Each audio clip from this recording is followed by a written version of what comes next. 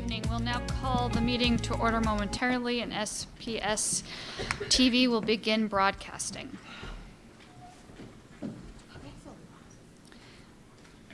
The January 22nd, 2025 regular board meeting is now called to order at 5:02. We would like to acknowledge that we are on the ancestral lands and the traditional territories of the Puget Sound Coast Salish people. Ms. Wilson-Jones, please call the roll. Vice President Briggs. Here. Director Clark. Present. Director Hersey. Here. Director Mizrahi.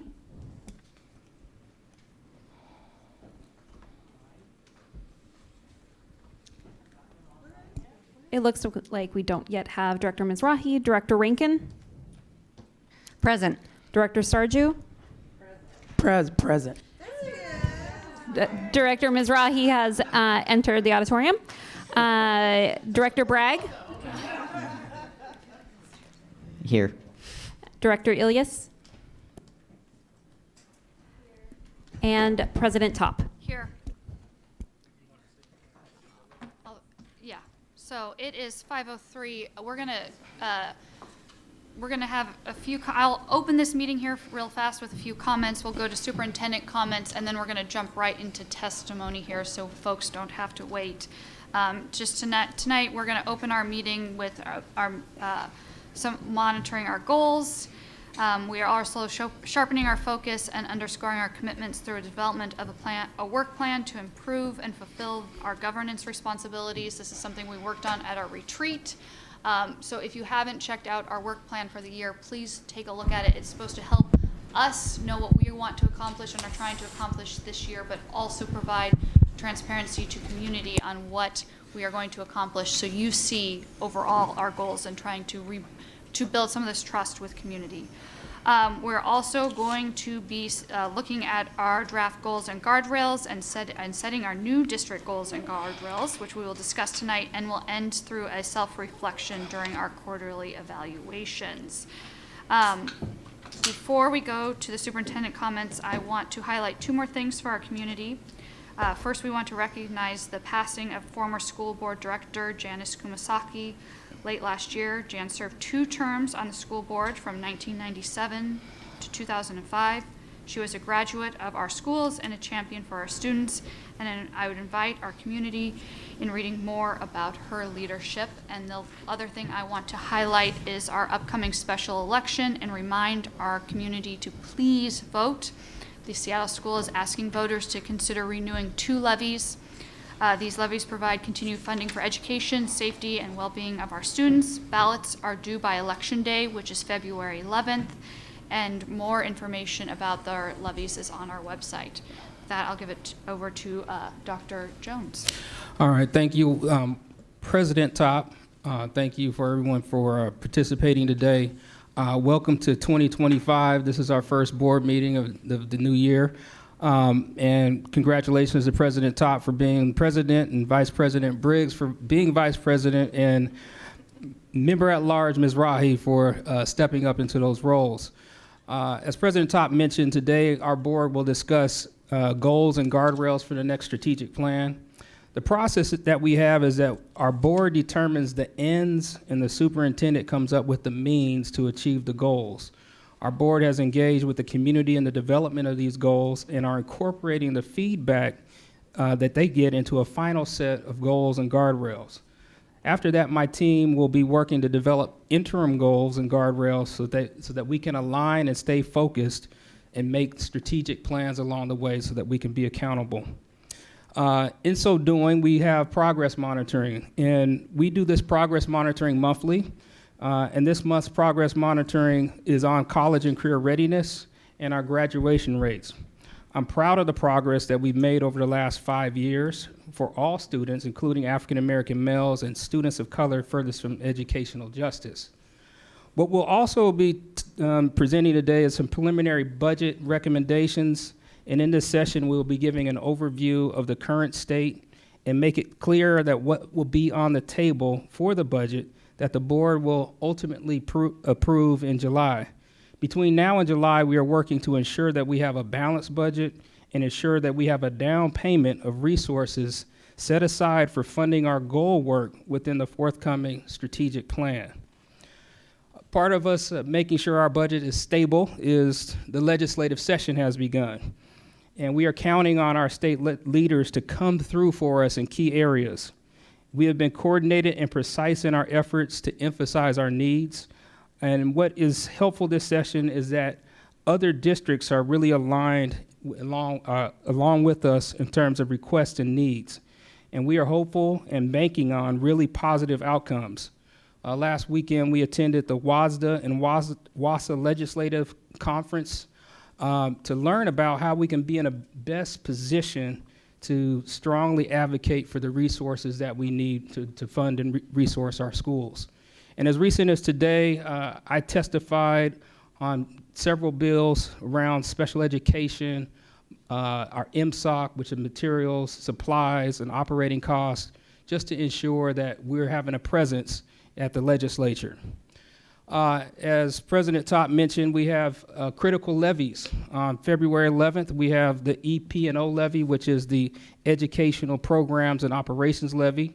That provides student safety and support, such as school security, special education, multilingual and support staff, supports student services and programs such as healthy student meals and student transportation, and also funds student opportunities, athletics, arts, music, and drama, for a few examples.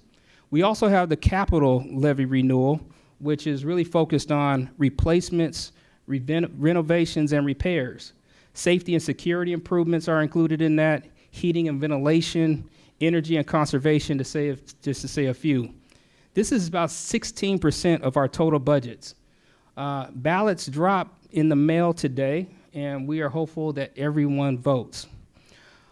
Also, we are coming up around the corner to Black Lives Matter at Schools Week, and this week we join schools across the nation in recognizing Black Lives Matter at School Week of Action. This is a time for us to reflect on the importance of educational justice. It's about affirming the value of Black students, families, and educators while committing to create a school environment where everyone feels seen, heard, and supported. You should be clapping about that because that's a really important piece. This encourages us to engage in meaningful conversations, hold diverse perspectives, and work together to build a better future. I'd like to pass it over to our student board members to read a proclamation into the record for Black Lives That Matter School Week. Please. A proclamation of Seattle School District Number 1, King County, Seattle, Washington, declaring the lives of Black students matter, and recognizing and encouraging participation district-wide in the National 2025 Black Lives Matter at School Week of Action, February 3rd through 7th, 2025, and Year of Purpose 2024 through 2025. Whereas the Black Lives Matter at School movement began in Seattle in fall of 2016 through the leadership of educators and Whereas the Seattle School Board has repeatedly recognized and encouraged participation in Black Lives Matter at School Week of Action and the Year of Purpose, and whereas the Seattle School Board has also recognized that throughout our nation's history, institutional and structural racism and injustices have led to deepening racial disparities across all sectors of our society and have lasting negative consequences for our communities, city, and nation, and whereas as a public school district, we are facilitators of the limitless growth potential of human beings, with a charge to guide our youth in finding and achieving their purpose, with a belief that every human being deserves to live with dignity. Whereas in Board Policy Number 0030, ensuring educational and racial equity, Seattle Public Schools makes a commitment to success of every student in each of our schools in charge of our district staff, administrators, instructioners, communities, and family in this broadly shared responsibility, and Whereas in the wake of the murder of George Floyd in 2020 and countless Black named and unnamed victims, the Seattle School Board adopted Resolution number 2019 through 2038 to affirm Seattle Public Schools is committed to the safety of Black students and resolves that Black lives don't just matter, they are worthy, beloved, and needed, and Therefore, Seattle Public Schools declares that the lives of Black students matter and hereby proclaims February 3rd through 7th, 2025 as Black Lives at School Week of Action and encourages participation district-wide throughout discussion in classrooms and in home throughout this week of action and the 2025 Year of Purpose. Thank you. Thank you. And to further express our commitment to creating environments that are safe and healthy, let's be reminded that school districts educate school-age residents regardless of the immigration status of students and their families. To that end, state law directs districts to limit immigration enforcement to the fullest extent possible, consistent with federal and state law, and we are currently reviewing our relevant policies and procedures to that end to ensure we continue to provide clear information for students, their families, and SPS staff. Back to you, President Top. Thank you. Thank you so much, Dr. Jones. Really appreciate those updates, and thank you to the student board members for the wonderful reading of the proclamation. We're going to move into public testimony right now. We've reached the portion of testimony. Board Procedure 1430 BP provides our rules for testimony. The board expects the same standard of civility for those participating in public comment as the board expects of itself. As board president, I have the right to and I will interrupt any speaker who fails to observe the standards of civility required by our procedure. A speaker who refuses or fails to comply with these guidelines or who otherwise substantially disrupts the orderly operation of this meeting may be asked to leave this meeting. I'll now pass it to staff to summarize a few additional points and read off the testimony speakers. Ms. Wilson-Jones. Thank you, President Top. The board will take testimony today from those on the testimony list and will go to the waiting list if we are missing speakers. Please wait until called to approach the podium or unmute. And only one person may speak at a time. The board's procedure provides that most of your time should be spent on the topic you signed up to speak about. Speakers may cede their time to another person, but this must be done when the listed speaker is called. Time isn't restarted and the total time remains 2 minutes. The timer at the podium will indicate the time remaining for speakers here in person. When the light is red and a beep sounds, it means that your time has been exhausted and the next speaker will be called. For those joining by phone, the beep will be the indication that time has been exhausted.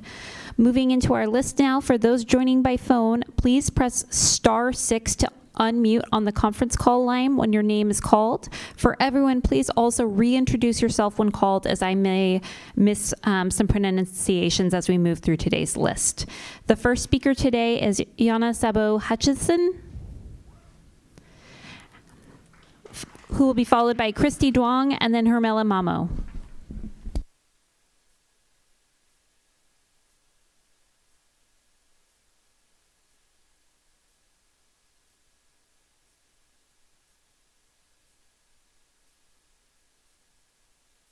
Wait just a sec, we'll get the microphone working. We are not, this is not part of your 2 minutes. I'll reset it for sure.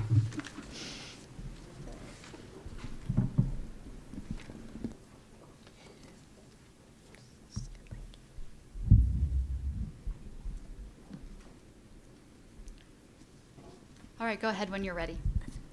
Hi, my name is Jonna Sable Hutchinson, and I'm representing West Seattle High School. Appreciation for library research and desire to see them funded in the future. It has come to my attention in August 2024, you proceeded defunding my school library. I understand that schools in my education are underfunded in general, meaning you must cut something. I understand that this is a hard choice for you to make, but I hope you know that over 200 people who signed my petition deeply care about our library and librarians and library access. One person on my survey said, "The library is so important to helping students take control of their education and be independent. It's a safe place for many, and having a library encourages kids to read in a society with constantly decreasing literacy rates. By cutting the library funding, you would be breaking your promise to ensure me and my peers a decent education. Librarians are essential to our schools as we can rely on them for not just books, but study space, technology help, meeting spaces, games, drawing, and refuge in a stressful day. Our school is already overpopulated, so taking important space from active learners will become harder to students to get back into their academic mindset. Another person I surveyed said students need a place to explore new ideas, new authors, create and form opinions about current events, and that's what librarians and libraries bring. It's unbelievable defunding is even being considered. We understand that something in Seattle public schools needs to be cut, but we ask you please not to cut the jobs and resources that directly interact with students on a day-by-day basis. Once again, I'm just a student up here, but I hope today you know I represent the student body of West Seattle schools, as well as SPS students who are fighting for space, atmosphere, a place for new opportunities, or a place just to hang out with peers. Thank you. The next speaker is Christy Dong.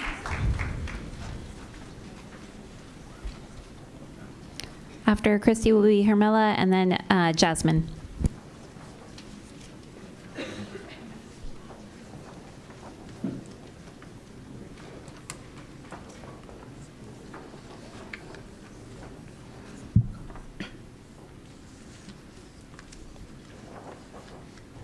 Hello, my name is Christy Young. I'm a student and member of the Washington NAACP Youth Council.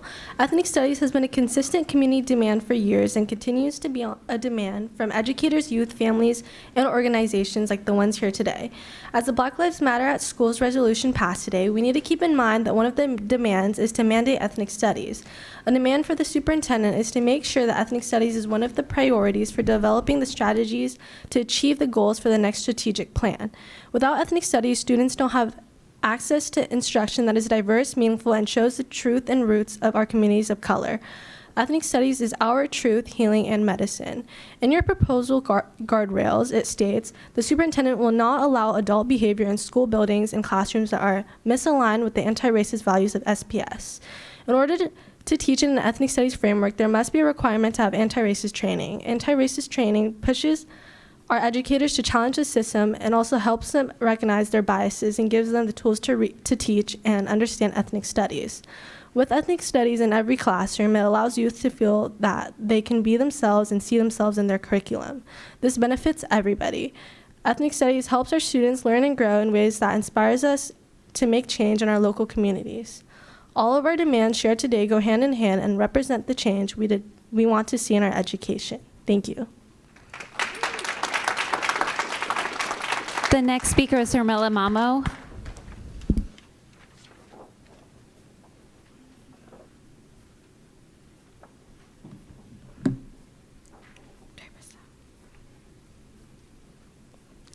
Hi, my name is Hermela Mamo. I'm a student and member of the NAACP Youth Council. I'm here today to also remind you of all of the importance of ethnic studies as not only an elective class or a class you can merely opt out of, but implemented into all educational curricula.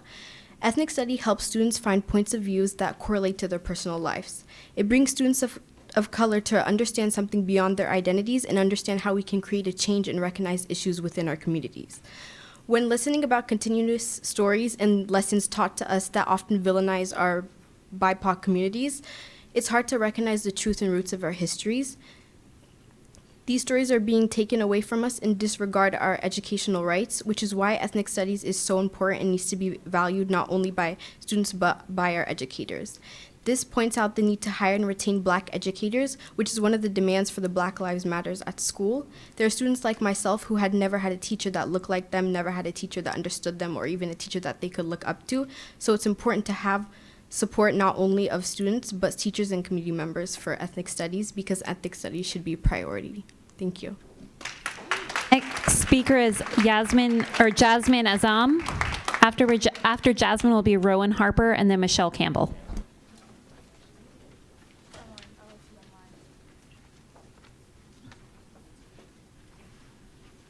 Hello, my name is Jasmine Azam. My pronouns are she, her, and I'm the president of the Washington State NAACP Youth Council. I'm here today to speak about the Black Lives Matter at School demand, solidarity with Palestine, no genocide, and scholasticide. It is so important now more than ever that Seattle Public Schools takes a firm stance against the genocide and scholasticide happening in Palestine. Our schools hold the responsibility to prepare students with the knowledge to engage the world critically and ethically, and that begins with naming and addressing injustice where we see it on a global scale. The deliberate destruction of schools and systematic denial of Palestinian children's right to an education are huge violations of human rights. The United Nations reported that over 80% of schools in Gaza were destroyed, and thousands of students and hundreds of teachers have been killed. This information and Palestinian stories need to be taught to our own students. It also ties into our goal of implementing ethnic studies into the education of Seattle Public School students. Ethnic studies courses aim to foster global awareness and understanding by centering the stories of marginalized communities. Teaching about Palestine teaches students more about global justice as well as how it connects to our own communities. SPS classrooms should incorporate lessons and discussions about the current and historical context of Palestine. Educators could include literature and poetry written by Palestinian authors and could facilitate open discussions about global human rights issues. Though I am recently graduated from Seattle Public High School just this past June, my younger sister and many members of the NAACP Youth Council are still attending Seattle Public Schools throughout the district. As members of this community, we recognize the profound role education plays in fostering positive change and equity. Thank you. The next speaker is Rowan Harper. After Rowan is Michelle Campbell and Manuela Slay.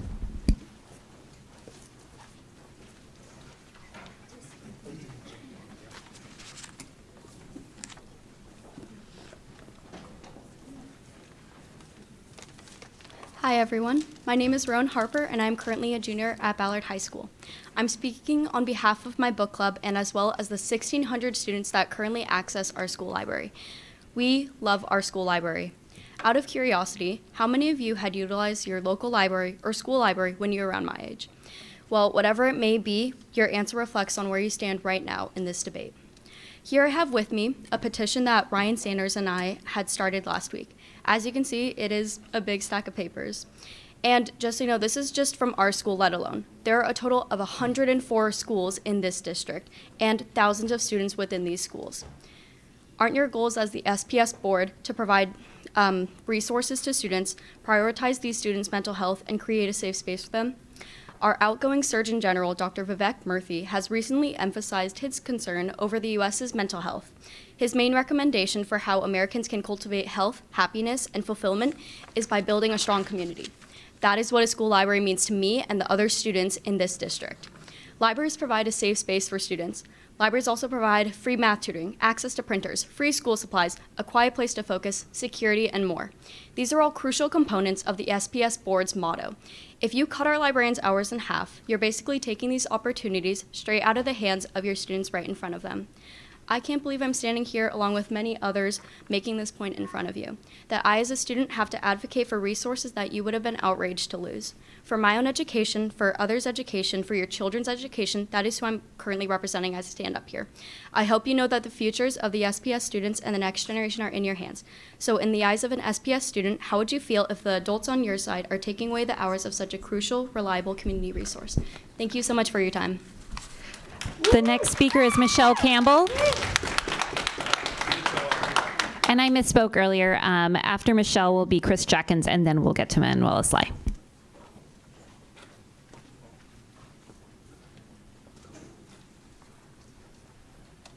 Hello.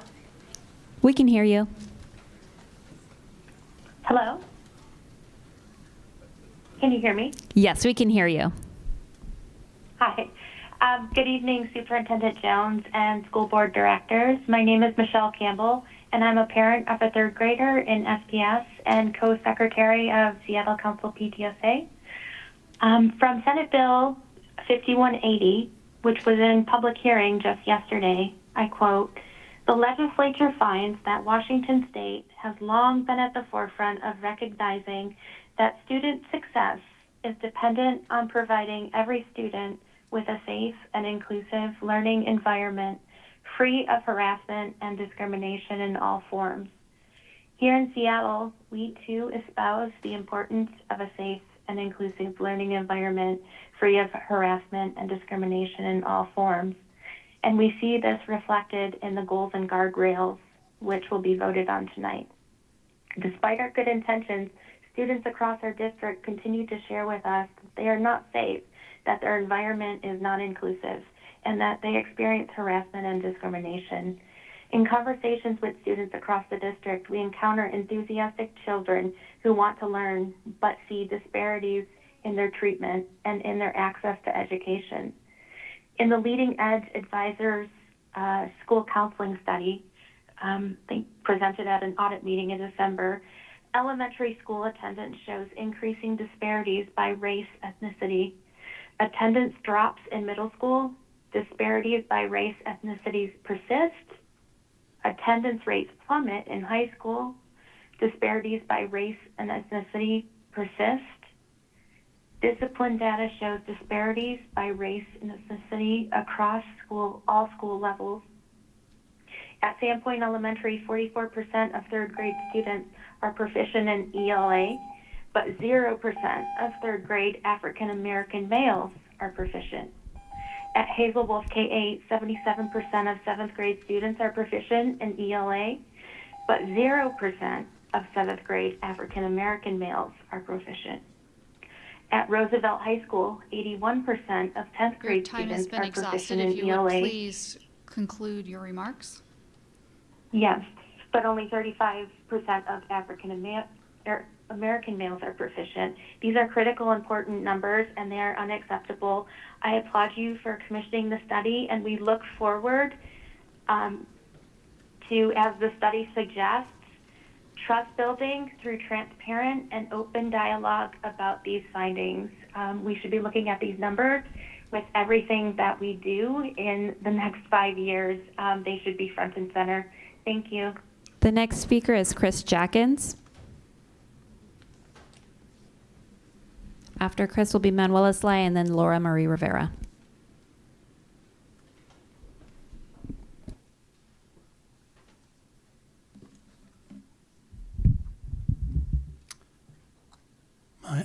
Excuse me, my name is Chris Jackins, Box 84063, Seattle 98124.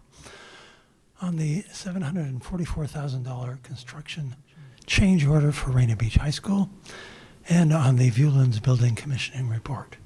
2 points. Number one, the fundamental documents were not timely provided. Number two, I contacted multiple district staff about the documents.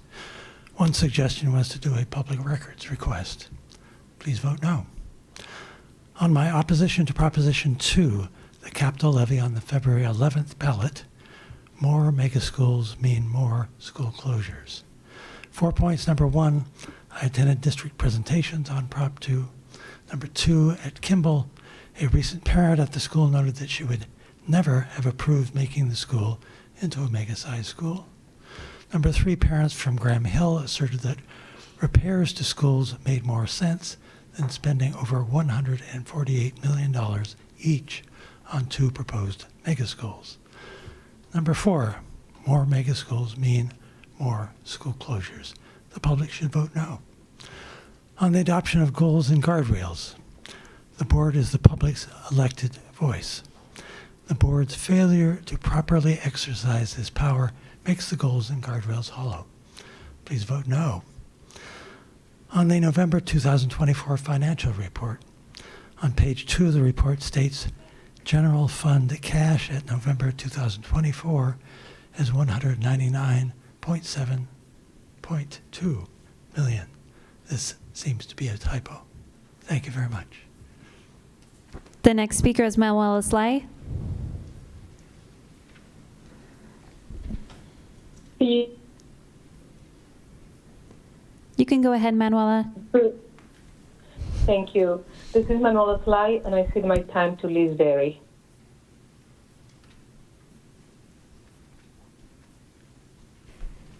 Is Liz in the room or online?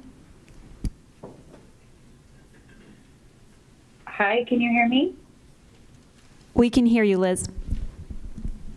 Thank you. Good evening. I'm Liz Berry, a longtime SPS dual language teacher at Denny, as well as a current Concord parent. I am asking you to explore our enrollment processes and specifically waitlists to ensure that they are transparent for all students, families, and staff. This is imperative for all students to receive the best education. Dual language programs, DL, must be accessible to all MLL and heritage and native speakers who want to participate. Denny has room in its program to expand. Last year, there were multiple students who went through the open enrollment process and the DL evaluation. They were put on the wait list, which never moved. Families were frustrated with the lack of responses from enrollment. They moved children to private school and to the Highline dual language programs. As long as Denny is under-enrolled, students who qualify and want dual language should be admitted whenever there is space. Second, the district waitlist and the enrollment process impact school budgets and staffing. These are directly tied to student outcomes as they lead to teacher displacements and program reductions. Third, as a parent of a kindergartner, I went through the enrollment process last year. Like many children in single-parent families, my children's lives have unique complications which limits where they can attend school. During open enrollment, I request that she be at Concord with her brother. In April 2024, there were 7 students on the waitlist for kindergarten at Concord. 5 of them had older siblings at Concord. The staff and administration expected students from the waitlist to be admitted, and this expectation was passed along to families. Several families contacted enrollment and received no or little response. Some were denied upon appeal. By the time school started, and despite Concord's projected enrollment being down, the only 2 that were admitted were children of SPS employees in the pathway. In conclusion, I am asking you to 1, determine if there are policies of enrollment that are preventing students from being admitted from the waitlist. 2, ensure that there is transparency for families and school-based staff around how waitlists be treated, clear explanations of how students are admitted, and communication that is both respectful and accessible for families. 3, for the benefit of our students and schools, insist on district enrollment processes that ensure that the maximum number of students are enrolled in the schools they've requested. Thank you for your time. The next speaker is Laura Marie Rivera. Laura Marie will be followed by Amy Vatuoni and then Robert Femiano. Perfect. And before Laura Marie Rivera, I just want to remind folks, we're going to try to keep it to 2 minutes, please, so we can get through everyone and be respectful through this process. Thank you. Good afternoon. I'm Laura Marie Rivera. I think the proposed goals are attainable, but I know that our Seattle students are capable of so much more than learning to read and satisfying those graduation requirements. We need to give them the best possible public education and ensure that they have the tools they'll need to succeed in the future. I find the proposed guardrails are frustratingly vague, only saying what the superintendent will not do. But I'm hopeful that my generous read on them will prove to be the case. Number 1, for example, should mean that we will increase educational opportunities for all Seattle students, including access to transportation, special education, advanced learning, dual language immersion, and much more. We need to make sure these programs are offered and available for students from all over the district, especially in the areas that have been historically underserved. But there's a more pressing need, and it pertains to guardrail number 2. Of course, I share the SPS commitment of a safe and welcoming environment for Seattle students. As we look to what has sadly become the national agenda, our most vulnerable groups are being targeted. We must protect our students receiving special education services as the White House removes their accessibility statement. We must protect our LGBTQIA+ children, especially trans students, as the administration attempts to deny their existence. We must protect our children that are new to the country. The promise of a safe and welcoming environment extends to all of our students, regardless of where they were born. Individually and collectively, we must stand with our marginalized students. In the words of our new governor, Bob Ferguson, quote, "It's important for all of us, no matter what role we have as an individual, to make sure we're doing everything we can to ensure that folks are treated with dignity and respect." I'm calling on our district leaders and all of our community members to recommit their efforts to not only serving those students furthest from educational justice, but protecting our most vulnerable students and giving all of our Seattle students their best chance at a successful future. To quote the bishop from the other Washington, we must demonstrate, quote, "the strength and courage to honor the dignity of every human being, speak the truth in love, and walk humbly with one another." Thank you. The next speaker is Amy Vatuoni. After Amy will be Robert Femiano and then Skylar Trapp. Hi, I would like to cede my time to Lee Pixton, a student at West Seattle High School. Thank you.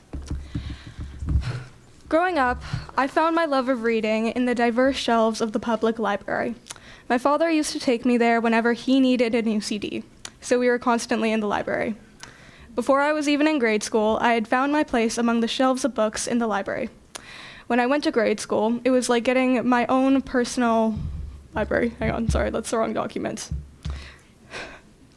It was so much closer than the one my father and I went to, and it was much cozier as well. The school library was decorated differently for each season, and it even had beanbag chairs and string lights. So, as an avid reader, I would consistently go there and swap out books each week, learning new words, concepts, and ideas. The library was a magical place, with book fairs and my favorite librarian. Then I went to middle school. It was intimidating, to say the least. Not only was I going to a new school, but this was the first time I had gone to school in months because of COVID-19.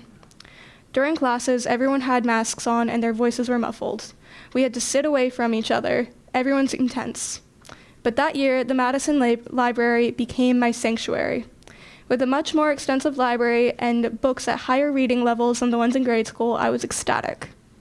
In 7th grade, I became a library TA. I had a whole hour every day to walk along, gliding my fingers over the plastic book covers like I was walking through a maze. Oh no! Okay. Now as a high schooler, I seem to go more than ever. I can't go a day without winding up in the library, either because of the constant tech issues I face with school laptops, or as an escape from the rest of the noisy school when everything just feels like it's too much. I use the library to print essential documents for my classes, and I often do this during lunch. However, if the library is only open a few days a week, that time might conflict with my busy schedule, and I might not be able to print these documents at all. Though the libraries may only be closed for a few days a week, I am scared 3 days may become 4. I am scared we will forget just how important the library is, and that a group of first graders will see that the place that used to stay open all the time is now open less and less. They might think that this is because library is not important, that reading must not be that important after all. I'm worried the magic I found when I was young will be lost on them. And then there are the studies. So many studies that show the statistics, but I'll give you an example. The NAPLAN literacy study showed that schools that spent less money on their libraries had lower literacy rates. To put it bluntly... One final thought. Yes, thank you. If school libraries are no longer convenient, then there will be less people going to them. Less bright young readers will have access to the tools they need and the ability to further their education. Thank you. The next speaker is Robert, followed by Skylar, and then Mariko Fujita.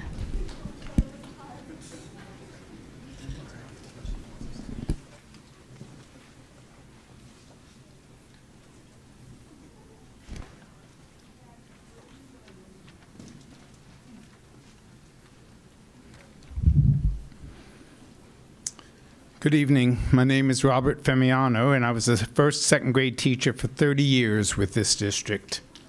Imagine a teacher testifying in September that they're okay with 1 out of every 3 students not being able to read on grade level by June. Not acceptable, right? So why is the board setting such low expectations itself? In my final 3 years of teaching, the district began using the MAP computerized tests to measure reading progress. In each of those years, despite 70% of my students qualifying for free lunch, the classroom average reading growth more than doubled the district's average. Your dashboard will show that no student of mine ever scored less than a year's growth, including ELL and special needs children. It's a simple fact I've proven over and over. If a child can speak, they can be taught to read. The science of reading tells us the key to success is twofold.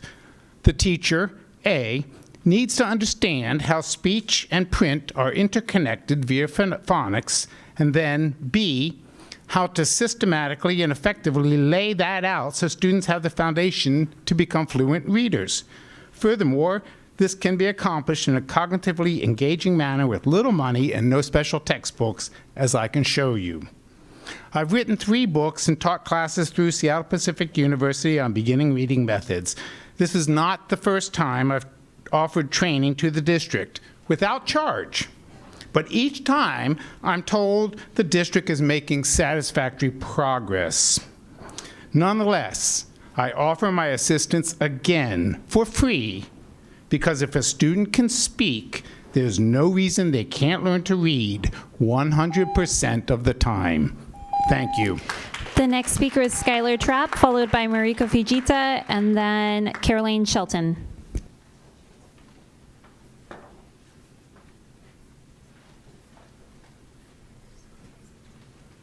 Skylar, if you're online, please press *6 to unmute on the conference line.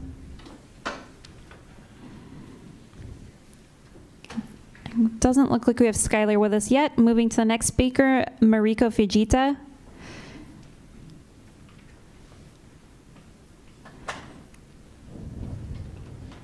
Do we have Mariko in person? I'm going to go to the next speaker. I will come back and call names again at the end. Wilson Jones, she's walking up. Oh, thank you. They're walking.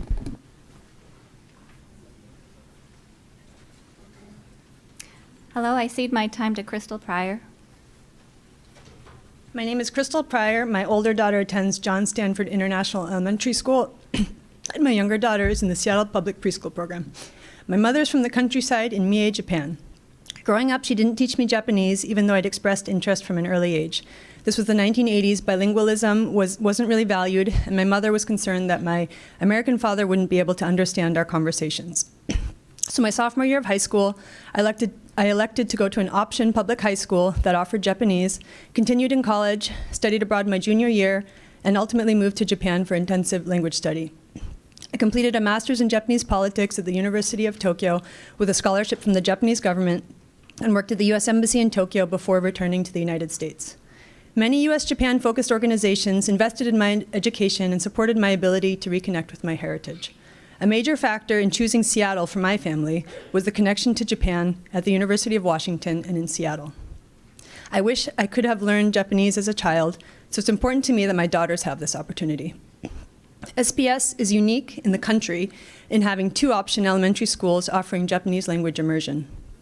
We've lived in San Diego and Honolulu, and even there they don't have public Japanese language programs. You have to be a native or heritage speaker to attend the programs they do have, which are private and not affordable to a single mother of 2. Just across the bridge in Bellevue, they're expanding their DLI programs because their superintendent understands that while neighborhood schools are valuable, more options are needed to respond to today's challenges. They have made their popular programs, such as DLI, more accessible district-wide, and enrollment has increased to the point where they will not need to close any more schools. I hope SPS will similarly support families' options, and that my children will grow and thrive in environments that support their connection to Japanese language and culture. Thank you. Next is Caroline Shelton. Hi. I'm the parent of a first grader in the Japanese language cohort at John Stanford International School. Last fall, the district proposed eliminating option schools, a change that would have greatly limited who has access to our school and fundamentally changed the dual language immersion program model. We became concerned that the 2 Japanese DLI programs, which are attended by families throughout the city, are at risk. So a few of us wrote a letter about what this program means to us and why it's important for the community and future generations to preserve it. Over 500 people signed our letter, including hundreds of parents, some who benefit directly from these programs and many other parents who do not. Leaders of state and local organizations signed this letter, including Japan America Society of Washington, Japanese Community and Culture Center of Western Washington, Densho, Japanese American Citizens League, Nisei Vets, and many other organizations I unfortunately don't have time to name. Educators from 40 organizations within Washington and across the country signed. Faculty from 20 higher ed institutions also signed this letter. As you can see, this letter resonated with many, and we hope it will speak to you as well. We also come, so I have the letter. We also come bringing a gift for you. These 1,001 cranes, here's one, were made by parents and children of John Stanford International School. The whole school, including members of our Spanish language cohort, came together and learned how to make origami cranes to bring to you. Cranes symbolize peace, unity, and healing. In this new year, we offer them to you as a gesture of renewed partnership in working together with district leaders to make our schools stronger for every kid and every family in Seattle. We believe that programs like ours can serve as a model and are part of the solution. We hope that our DLI option schools can serve as a model for the expansion of new programs. The parents of JSIS stand ready to partner with you. Thank you. The next speaker is Alexander Feldman.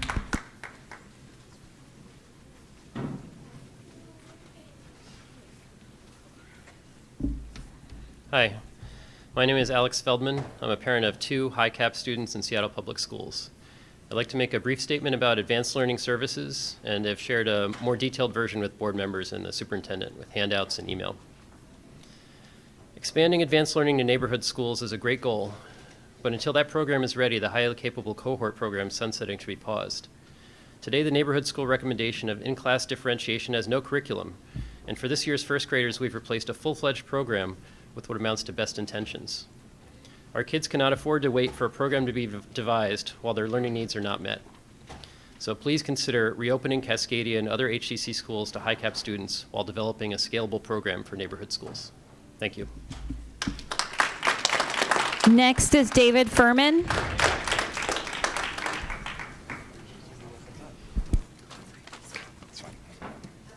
After David will be Yana Parker and then Ashley Gross. Hi, y'all. My name is David Furman. I'm a special education teacher at Ballard High School, and I'm here with the library cohort. There's more than a few of us here. I'm here because I want to talk about kind of 2 parts of why the library is so important. First, I actually started a book club with my group, with my students, a Queer Pride book club, right when COVID shut us down. Because we had students who were so excited for their first Pride ever. Like, they were thrilled, they knew they had just come out, they were going to Pride, and all of a sudden everything was canceled.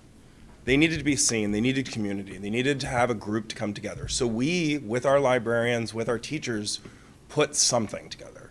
And that only happens with librarians.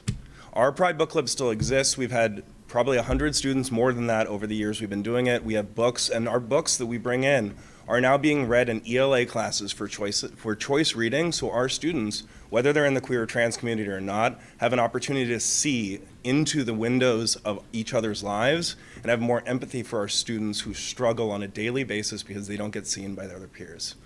The other part I want to talk about is, as a teacher of students with intellectual disability, our library is a safe place and a place that we can practice community. We can practice community access, we can practice going up and checking a book out, we can practice just going around and being in a place safely. And our libraries offer that, and they only offer that if they're open, if students are available, and if the teachers are available, the librarian's available, sorry. I can get there, but our librarian's available and people can support them. Every single day I bring students to the library because it's so important that they get that opportunity to see a place like that where they may feel scared, they may not feel welcome, because maybe they can't read all that well, but our library welcomes them in and they need to feel that safety and that welcoming community. So thank you very much. The next speaker is Yana Parker.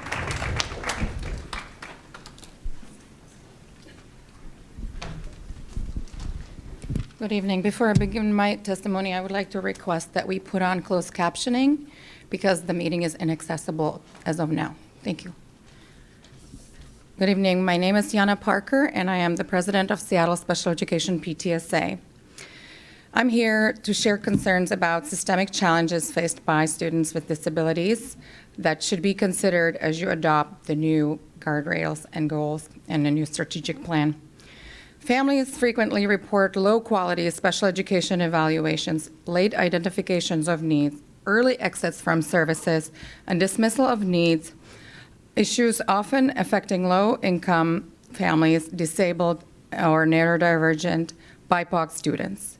Key data, such as absenteeism and parent input, are often excluded contributing from evaluations, contributing to low graduation rates, students dropping out, and families leaving public schools.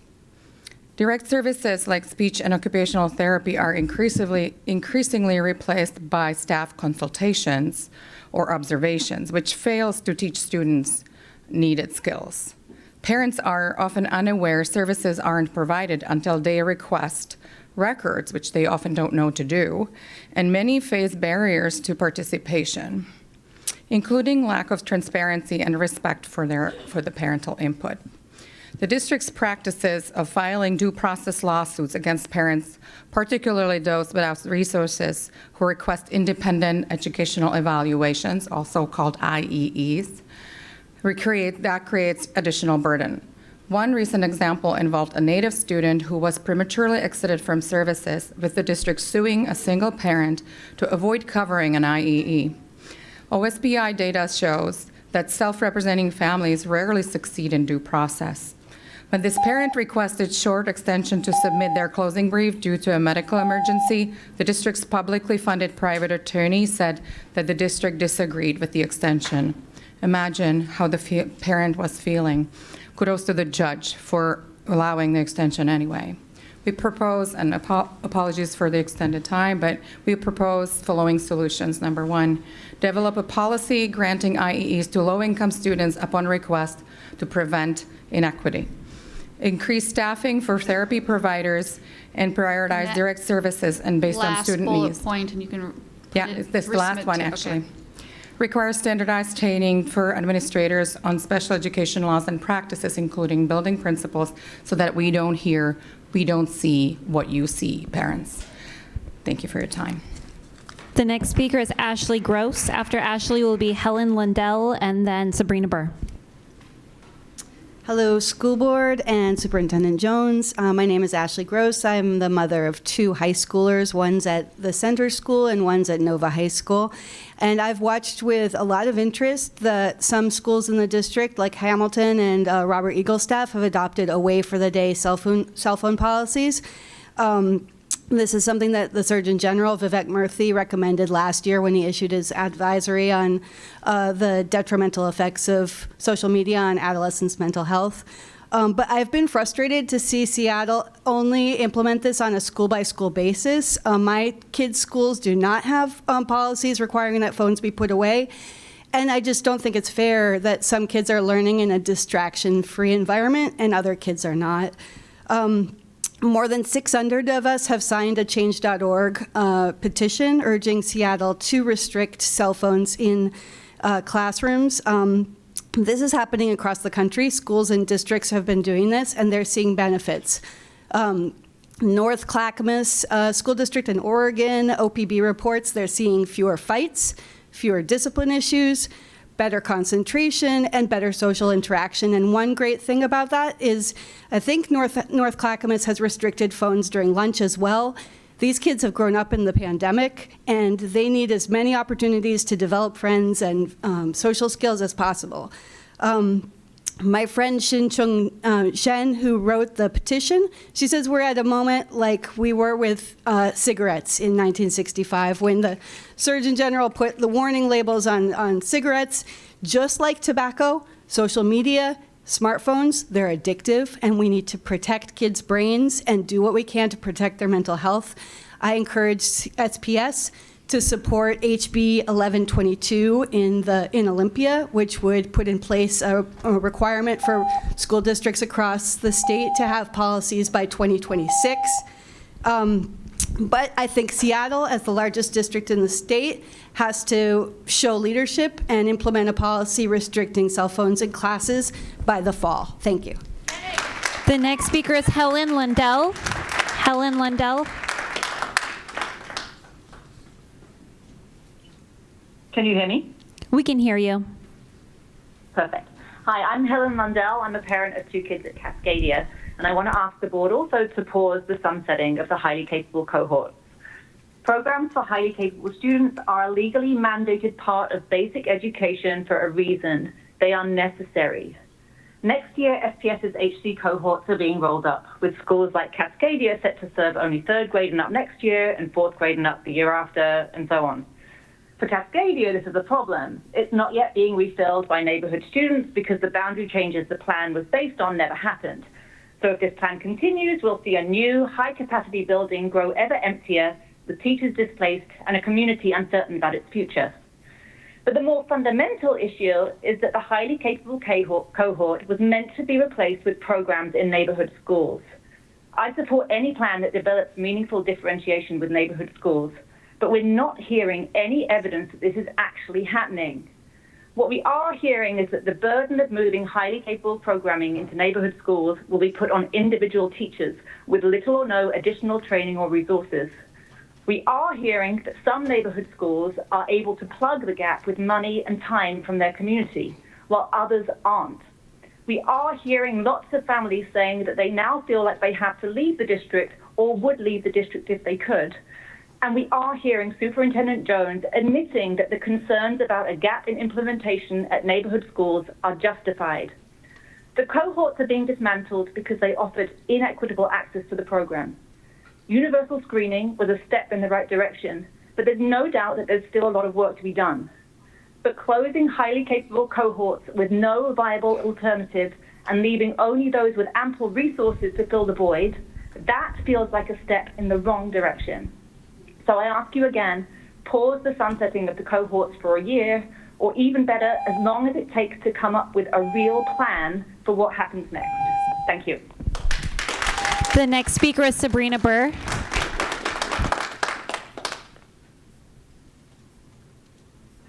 After Sabrina will be Samantha Fogg, John Parker, and Tuesday Chambers.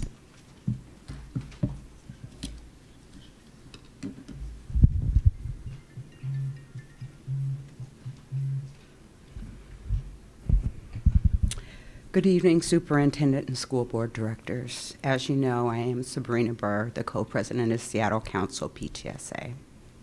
A child's future should not be a matter of luck. It is our moral responsibility to be about their safety, well-being, educational foundation for each student who enters this district, regardless of their zip code, identity, or how they learn and what they need to be academically solid. To be able to read, write, and compute, and to be critical thinkers. We must tell the truth about where we are. We must be honest about the students and families we have failed generationally. We must partner with these families and communities in partnership and for solutions. If you have not read the Leading Edge report by the Audit Committee, you need to do so immediately. How do we have students with no job and no degree 6 years, yes, 6 years, after graduating from Seattle Public Schools? It's unacceptable. In 2016, when I was Seattle Council PTSA president, the John Muir sexual assault case from a substitute who taught in Southeast schools was something that was very hard for our community. We failed families, we learned from them and with them. We put practices in place, and here we are in 2025, and there are no defined procedures or practices to keep students safe, how to work with school communities once we learn harm has happened to a child. The John Muir case is back in the public as a law firm is looking for victims from the 2010s who were harmed by this individual who was arrested in 2018. I want to say, despite your efforts for engagement around the guardrails, there are far too many communities that we have missed, and I believe that you need to go back to those communities and hear from them before you put together guardrails for the next 5 years. And we have to have high expectations and high supports, because what is happening to students in Seattle Public Schools, especially Black, Brown, Native, is unacceptable, and we can do better. The next speaker is Samantha Fogg.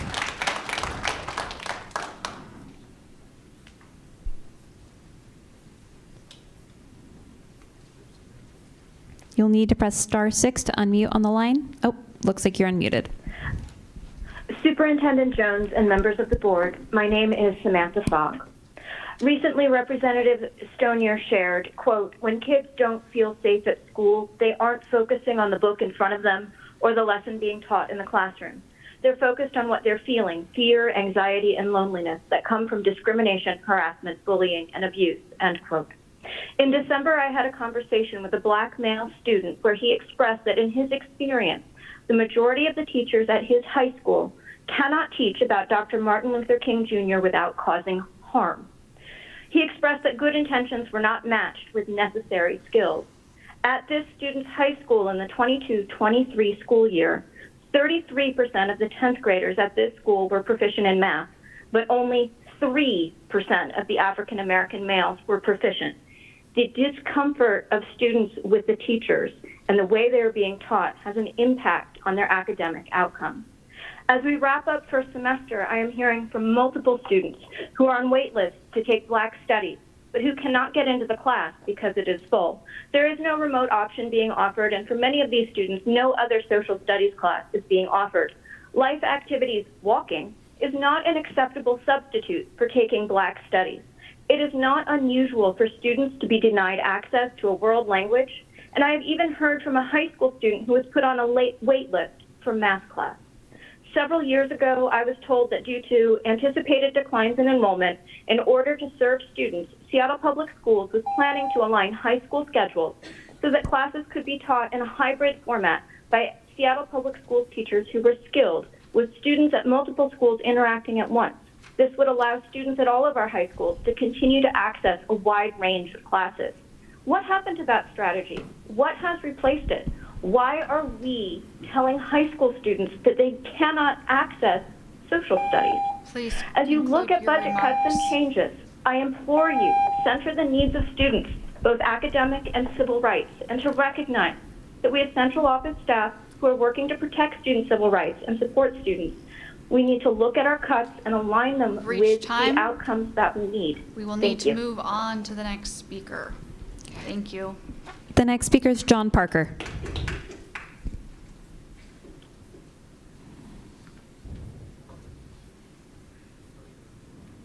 Can you hear me? We can hear you. Can you hear me? Yes. Yes, we can hear you. Good evening. Good evening, directors. My name is John Parker. I have two neurodivergent, highly capable sons with multiple disabilities each. Parents need to be a part of a child's education team and need to have a say in their child's educational placement. One of our sons graduated last year in spite of the district's impact on his mental health and their failure to appropriately and timely identify his needs and teach him the basic skills that he needs to be ready in life after high school. My youngest son is in the 8th grade and he's heading to high school in the fall. The same school psychologist who was involved in our eldest years ago has predetermined that our son does not meet the criteria for special education. He based his decision not to qualify him on an atrocious reevaluation. He did not administer any testing because our son refused to engage with him. The district would not disclose what they were using as eligibility criteria, keeping us, his parents, in the dark. This school psychologist has a history of refusing accommodations to my wife and has tried to manipulate outcomes by saying that she could not participate because she had English as a second language. Before revealing the evaluation, we asked, before the reevaluation, we asked for another school psychologist who would not be biased against our family, and the district refused. We pointed out that we cannot sign informed consent evaluations without knowing what the evaluation procedures are. The district refused to provide any of this information and threatened to sue us if we didn't sign to consent. Coercing families to consent to evaluation is illegal. The district sued us to bully their way into us saying, we have a right to decide what works for your child, ignoring the trauma that my family experienced at the hands of this psychologist and his supervisor. As a result, these staff members have predetermined that our son is not eligible. IDEA requires that parent input. Thank you for your marks. We will need to move on to the next speaker. Thank you. Special education decisions need to be a team decision, and parents are a part of that team. According to the psychologist, the school district didn't consider We're going to ask you to potential. please conclude your remarks. Ms. Wilson-Jones, can we move on to the next speaker here? The next speaker According is to the law. The next speaker is Tuesday Chambers. Folks, I want to please remind you just to stay to the 2-minute time limit. We are trying to be fair and consistent with everyone. So I'm sorry that I'm cutting folks off, but just trying to make sure that we are consistent. Folks, my name is Tuesday Chambers. I'm the Ballard High School librarian. I'm here regarding well-resourced schools and specifically how that includes librarians. I am not here on a rumor. You have a waiting staffing standards committee that prioritized budget cuts. Those cuts need to be shared. I cede my time to Ryan. Hello, I'm Ryan Sander. I spoke at the previous board meeting about saving our libraries. At the time, I spoke as a singular voice, representing my library as a TA. That is not the same today. Today, I come to you unified, backed by hundreds of Ballard students who support me when I say we need our libraries. My fellow speaker, Rowan Harper, and I created a petition titled Save Our Libraries. With this petition, we gathered signatures from over half the student body. Ballard has 1,600 students, meaning over 800 signed their names in support of our libraries, in support of its resources, and in support of its created safe space. I'm the voice of these collective students who speak the same message: our libraries matter. The fact that I even have to make this point is baffling. Libraries culminate so many resources into one space: printers and computers, free math and science tutors, art supplies and textbooks, a safe space to study and eat. This access opens so many educational opportunities for under-resourced students. Removing libraries removes equal access and equal opportunity. My fellow peers stood where I stand now and reiterated how important our libraries are. The question is if you will choose to listen. And if you still cannot see the value of our libraries from your desk, I ask that you step out from behind it. I ask you to come to Ballard. In fact, I invite you. I invite you to enter our library, to put yourself in a student's shoes, and to see our library through a student's eyes. I invite you to look upon the space that you plan to remove, to see why students are fighting so hard to protect it. Let us show you why we care.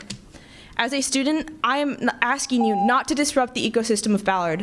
I don't often get the chance to speak to people in power or to say words that will perhaps influence their decisions, but I have this chance today, and I hope that you will listen. I hope you will listen to the hundreds of students I am representing, the students who are directly impacted by your actions as a board. My generation has the power to shape the future, but cannot do so if you take away the resources that foster our education. Please do not cut our libraries. The next speaker will be Claire Scott, followed by Sarah Fellows.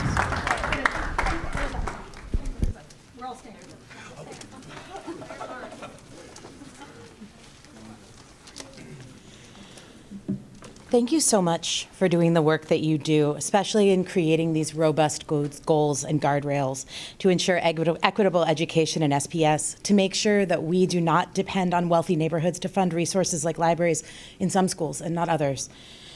Many students, families, staff, and community members have come together here and recently to celebrate their school libraries, their central role as the heart of a school community, a refuge where students can bring their whole selves without leaving things behind at the door, recognizing the librarian as an instructional partner in the curriculum across all content areas, their role as teachers of information and media literacy, something that could not be more important in our current media and political climate. I was thrilled to hear from our school board directors last month and at the community listening session last week that cuts to libraries have not yet been proposed. Yay! That's a huge relief for students, staff, and families, especially as reducing secondary librarians to half-time was specifically listed on the board's budget study session slideshow from August 28th. Given that, I would ask the board and superintendent to share the current recommended priority list for cuts and staffing standards from the Weighted Staffing Standards Committee. Scenario 1 in the superintendent's presentation today mentions $0 to $28 million in staffing reductions. That is quite a range, without supporting documentation detailing what those cuts may entail. Finally, I have heard from board members that you also prioritize the safe spaces, vital information literacy learning, and opportunities for exercising deep, active intellectual freedom that libraries provide and librarians provide. I respectfully ask if the board would be willing to put those priorities and commitments in writing. Thanks to all of you for your deep commitment to our students. The next speaker is Sarah Fellows.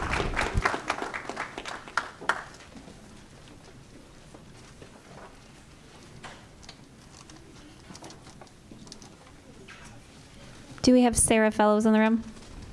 Yes.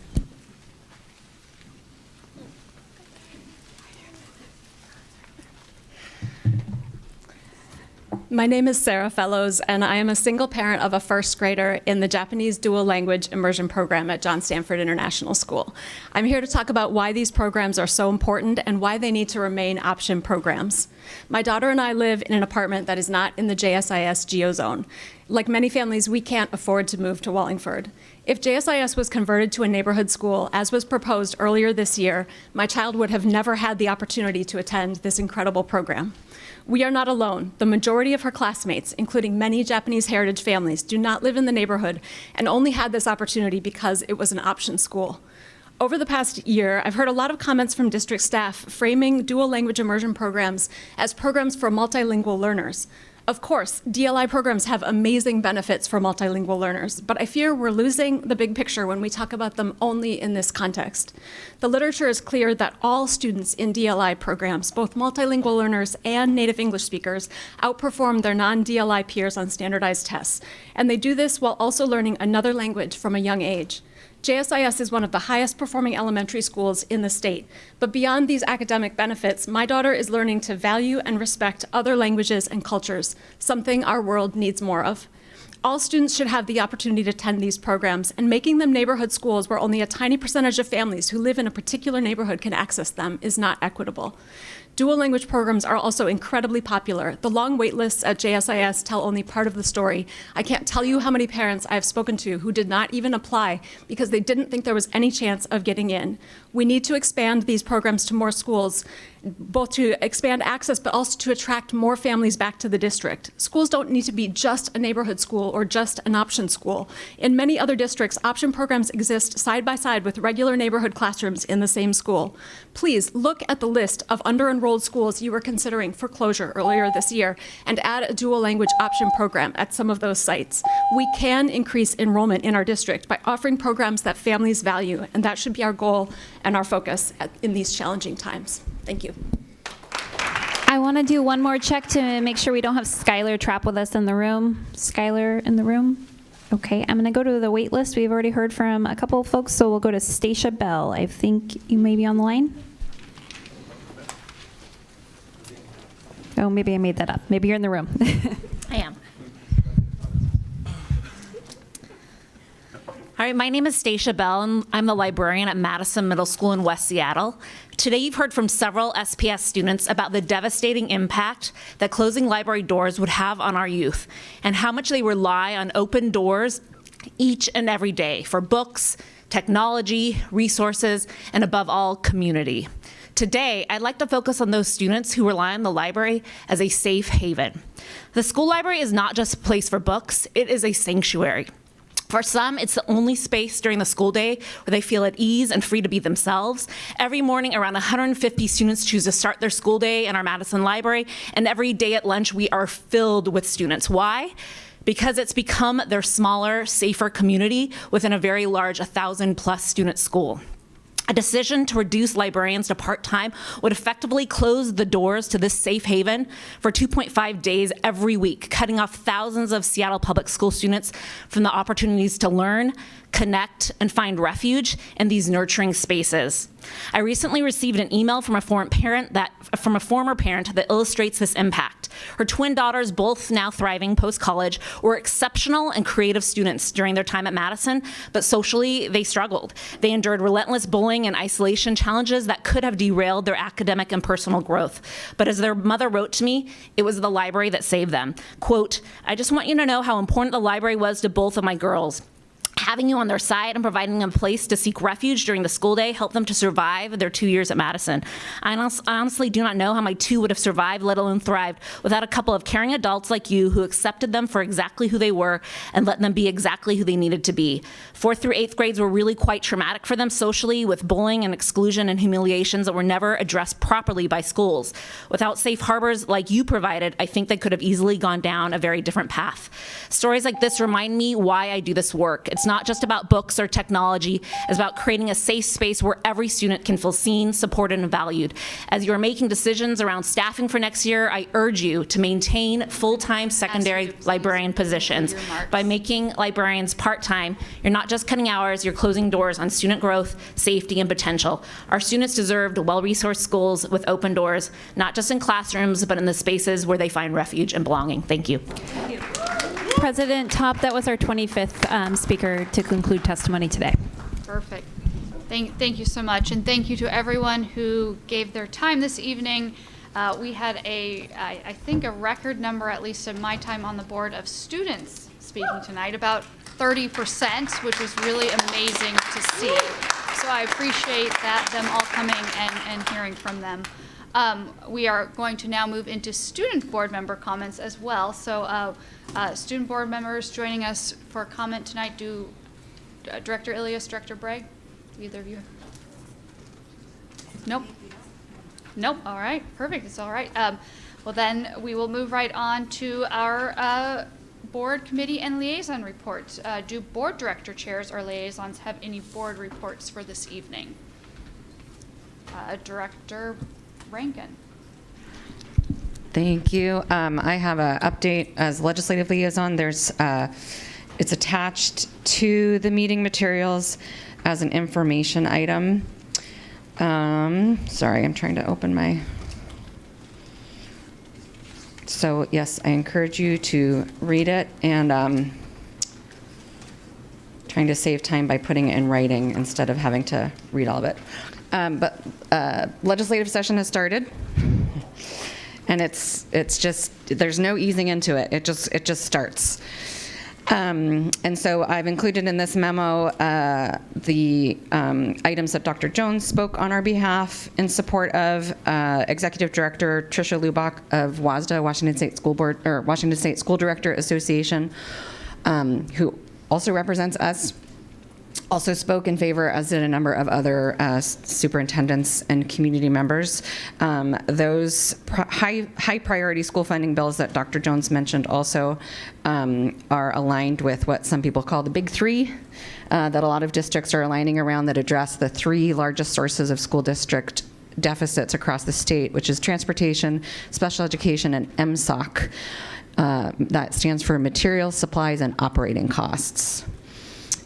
For our district, special education is the largest deficit, source of deficit. Student transportation is second, and then MSOC. For a lot of other districts across the state, MSOC is the bigger deficit, and transportation is less of an issue for them, but they're collectively are kind of big three across the state.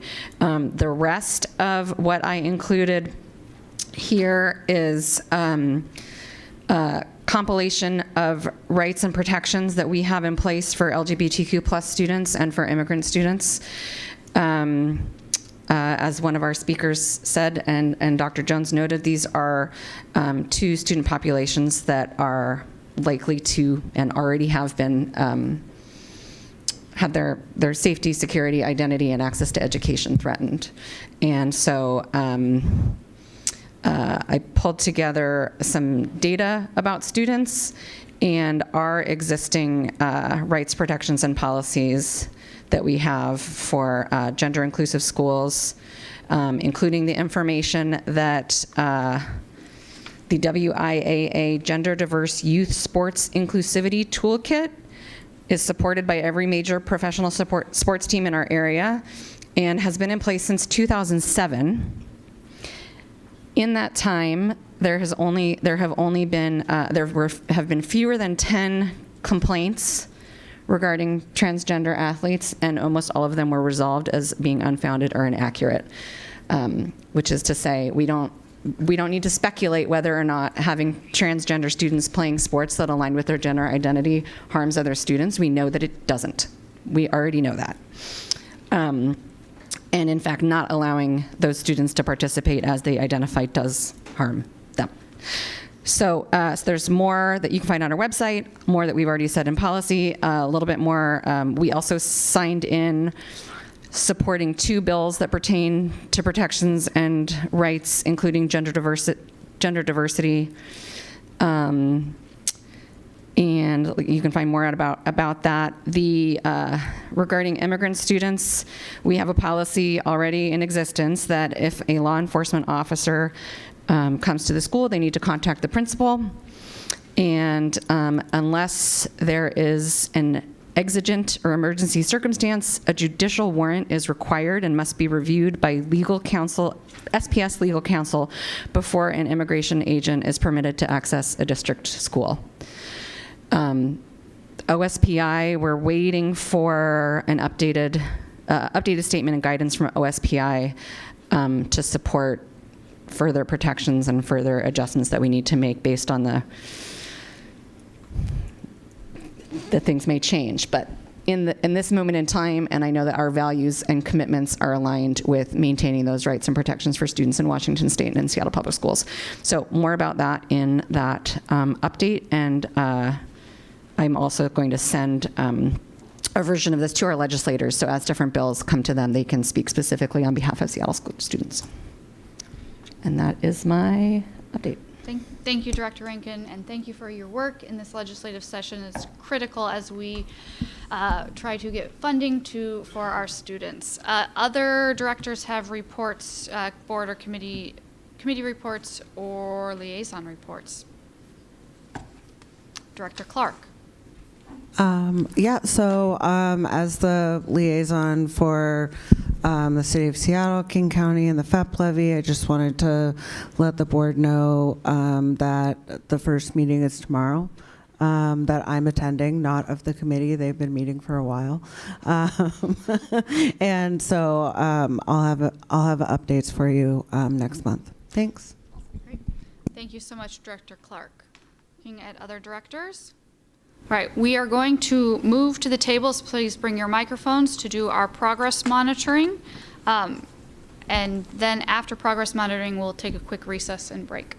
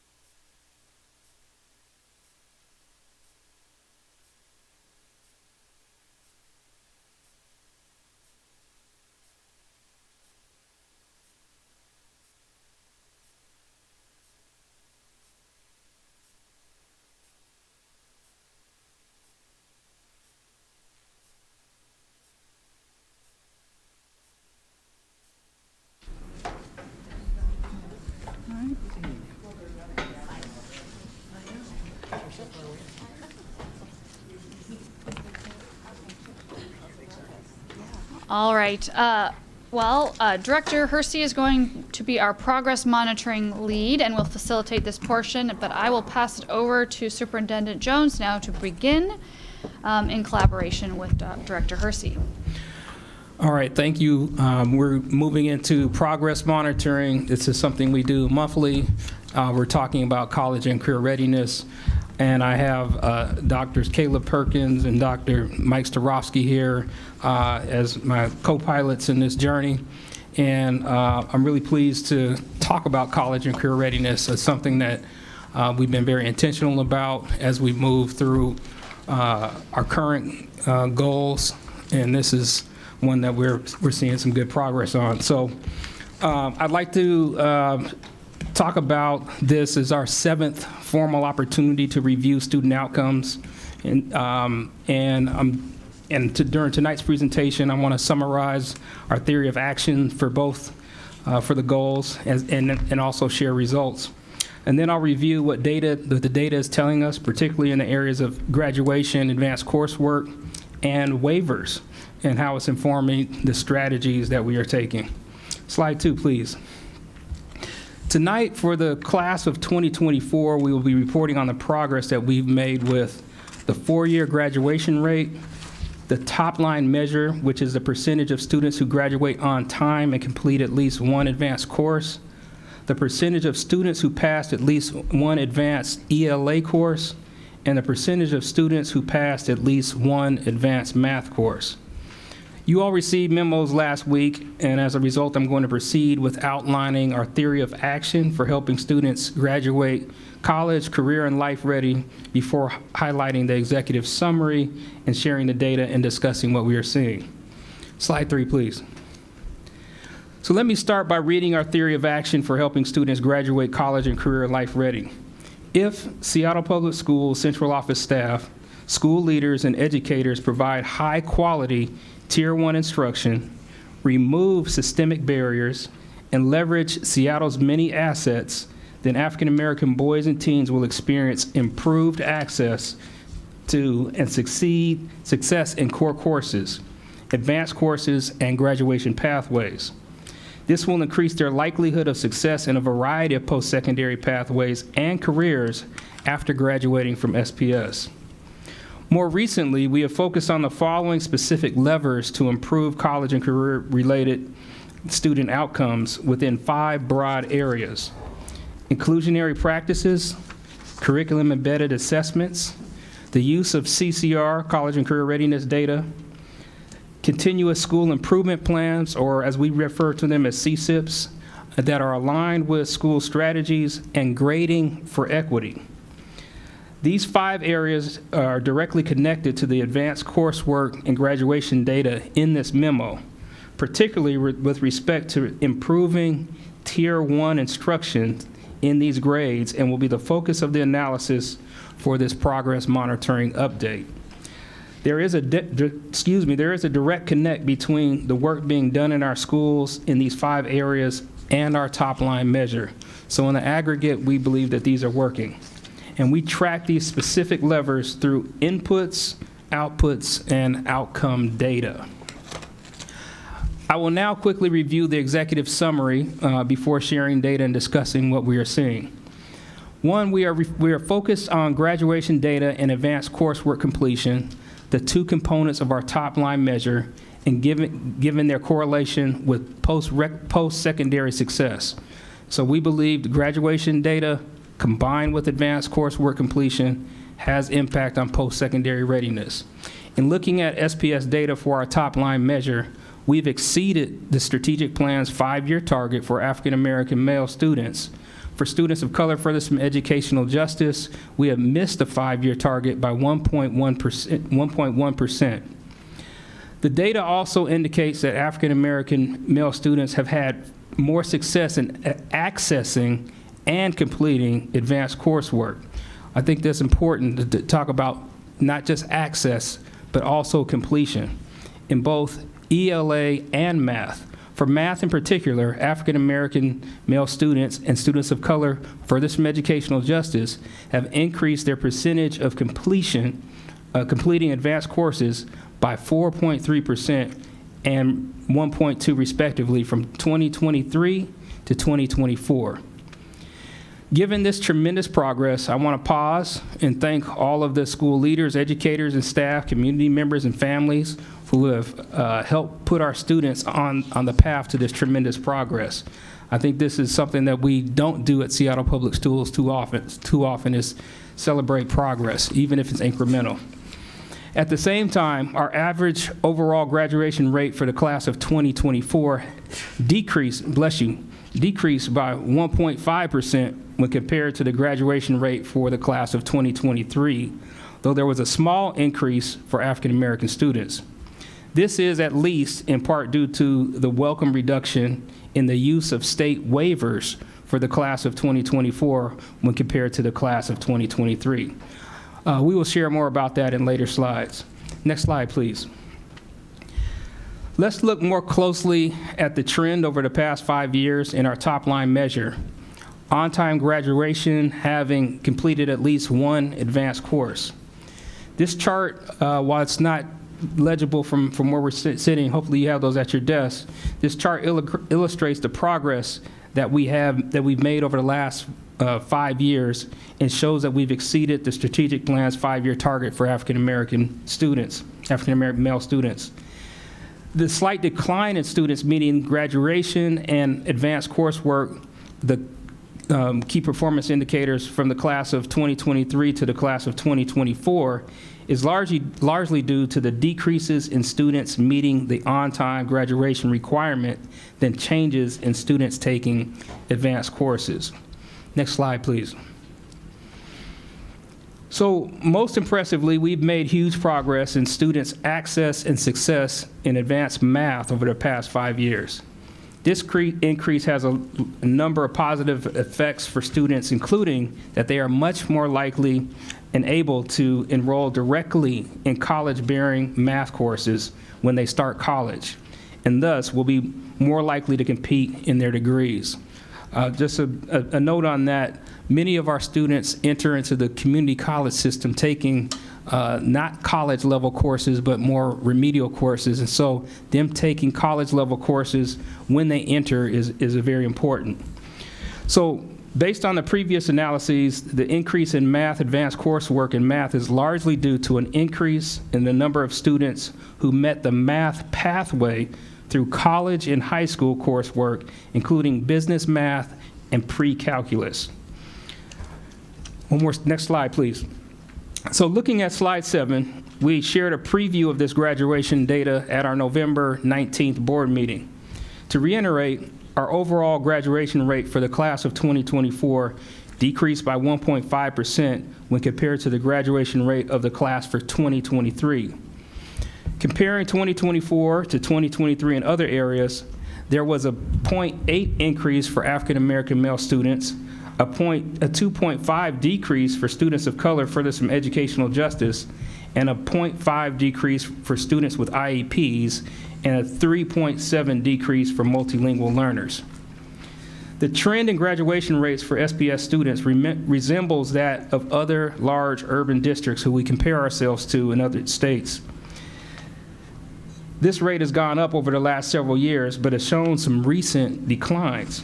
Moreover, as we see in the next slides, the slight decreases are closely connected to a positive trend that SPS students are relying less on state waivers implemented during COVID.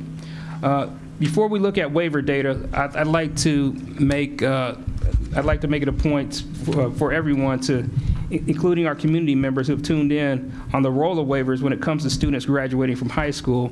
I'd like Dr. Perkins to kind of speak more about that, please.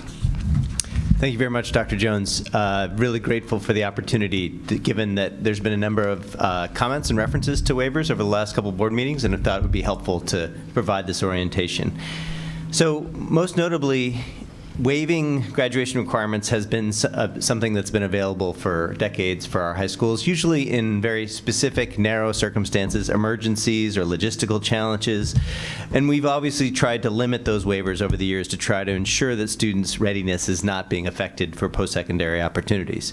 But just to give you a quick example, if a student transfers into Seattle Public Schools and did not follow the exact Seattle Public Schools scope and sequence for science, they might waive the very specific classes that we have because they've met the state requirements taking other science classes, meaning that they're still ready for post-secondary opportunities, they just haven't followed those specific pieces.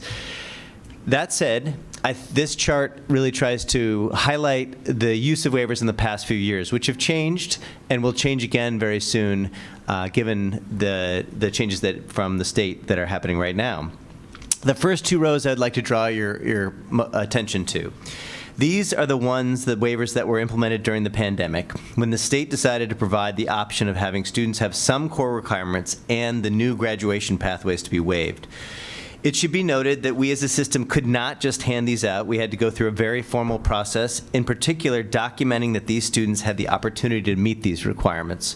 So there was a high bar already. At the same time, I want to also note that these first two waivers are no longer available. The class of 2024 was the last group to access these, which is important as we think, obviously, about the goals you're considering tonight.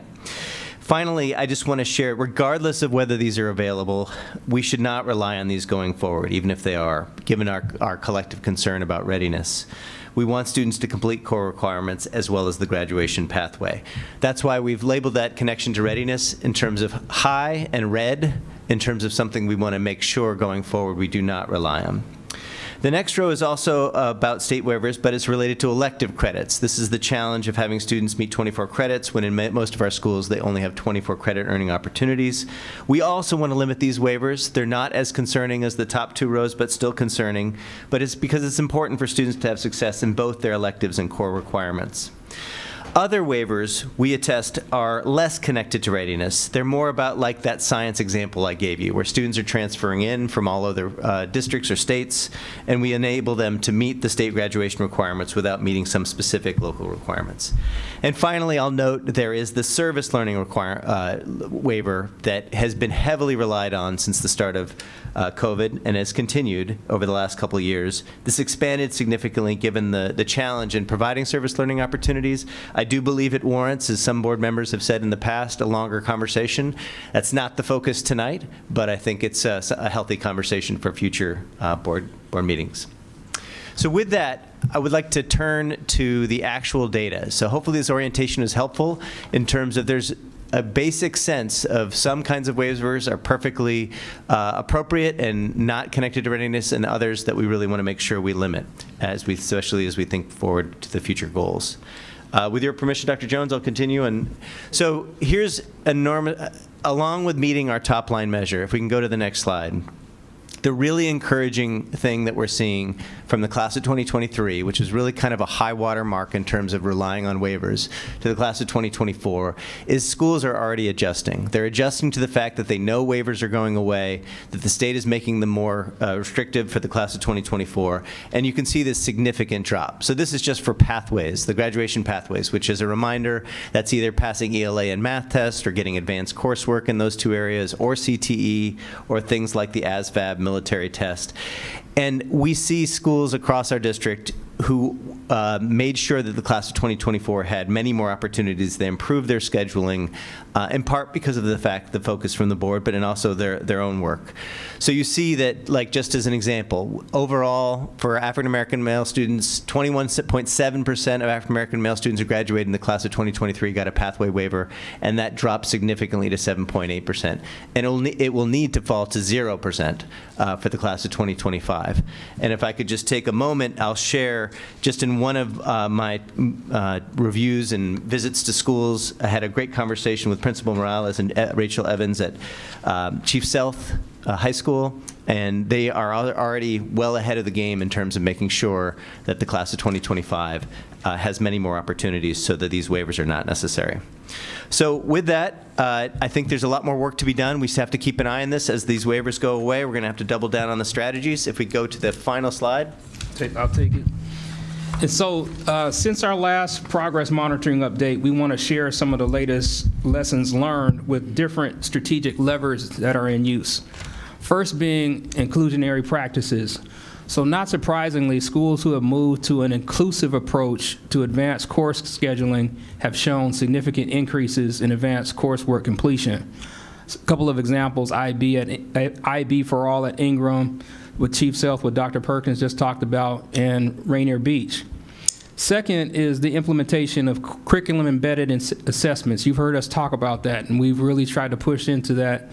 This has given us the ability to collect more system-wide data on how students are doing in algebra, geometry, algebra 2, and chemistry courses, given the regular district-wide administration of curriculum-embedded assessments. This data will enable us to better support students in completing these credits.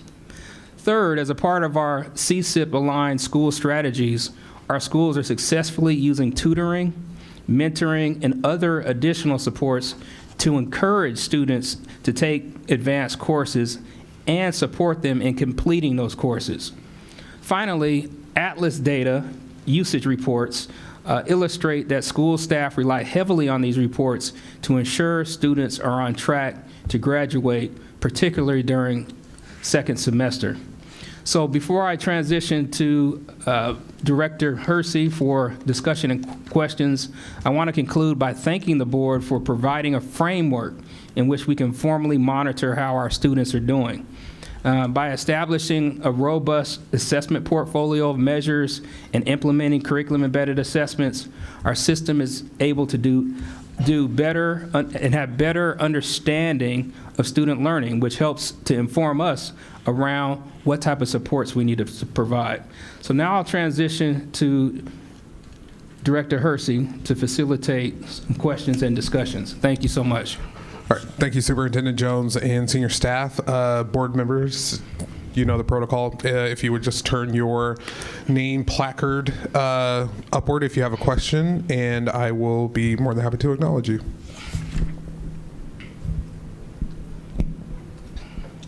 Director Mizrahi.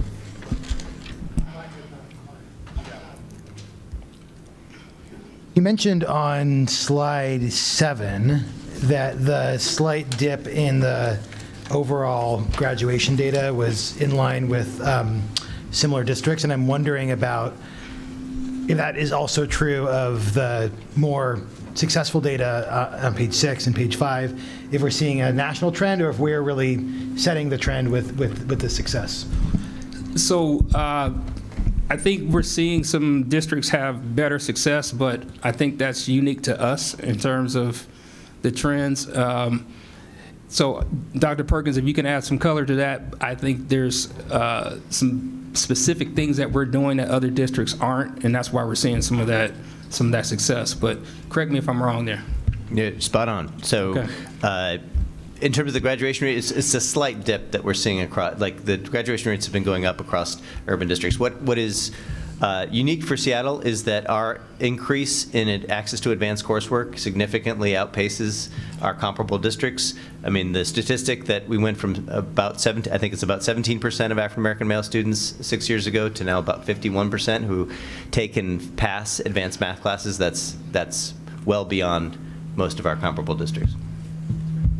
And I think that combination of take and pass is something also unique to Seattle. We pride ourselves, even when I was an honor student, to take the courses, but we didn't necessarily have that intentionality behind completing those courses. And I think that's a really important element that we're doing that's not necessarily unique to Seattle, but it's rare. Thank you. Director Rankin. Thank you. Yeah, I appreciate that distinction too. It's not just having access, but being prepared to take advantage of the access and getting to the end of it to get the benefit of that learning is really important.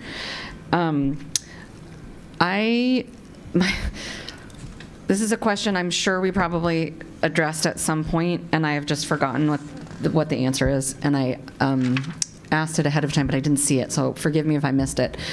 When we're looking at these, the percentage of students who graduate on time, are we looking at the percentage of students who start their senior year and complete that year, or are we looking at them starting their 9th grade year and graduating on time, or something else? I feel like that's something I should already know, but I just realized I either don't know or can't remember, and that seems important. I don't know the answer to that question, and I want Dr. Perkins to address it. But I was going to say, somebody here knows. But I also want to ask a provocative question around what is it that we value about on-time graduation? That was going to be my next. You had my mind. That's something I think is a question that we want to start to ask internally. Why are we holding that as so valuable on time? We understand we want students to persist, but I think they're through community college. We used to call them 2-year institutions. Now they're not 2-year because most students take more than 2 years. Even the traditional 4-year institutions, if you're an adult student coming back to school, you're probably going to take longer because of other obligations.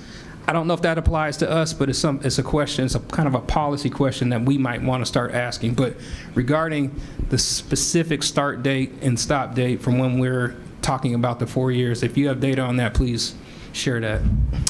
Yeah, and it's so precise. Thank you, Dr. Jones. Thank you, Director Rankin. I'm going to read straight from our business intelligence team, who Great. has the definition that was actually developed, I think, during the Obama administration, if Dr. Anderson might know this, to be standardized because of all the, frankly, game planning beforehand around how do we calculate. So here it is. Graduation rate is based on a cohort of students. The cohort is made up of all students who start ninth grade together. Students who transfer into or out of a school are added or removed from the cohort. If students stop attending school, they're counted as dropouts. If students have met graduation requirements, they were counted as graduates. If students don't graduate but are still attending, they're considered continuing. Anyway, I won't read all of it, but it's a very precise definition that we have to follow per the feds. So just to reflect back, to make sure that I get tracking. So what is that top? 86.5%, that's the number of students who graduated on time their senior year from the cohort that started with them in ninth grade. So that would, the number of students who didn't graduate on time would encompass students who left school before finishing and students who may not have finished graduation requirements, are continuing. Okay, thank you. And to follow up with what Dr. Jones brought up, that was going to be my next question, is on-time graduation. What that means and on-time according to who, especially with, I know I'm particularly interested in what that means for students with disabilities who have services extending past 18. What on time means for them and what we still provide, and even what graduation means for them, and whether or not those students are included. That may just be an out loud wonder about our next goal. We don't currently have on time in there, and I think that's probably good. But also, I guess maybe this is more applicable to the goals conversation. We do, the kind of standard expectation is 4 years before you turn 19, I think. So we don't want to penalize students who are going to take longer, but what impacts also would that have on funding and services for different groups of students? So how do we, I guess I'm seconding what does on time mean, and is that, but I'm particularly interested in students with disabilities who have, who are in, I think right now there's a learning certificate instead of a diploma, which I find really is a problem. But what graduation standards do we have for those students? When do we expect on time to mean for them? How do we ensure that they have met a standard of graduation?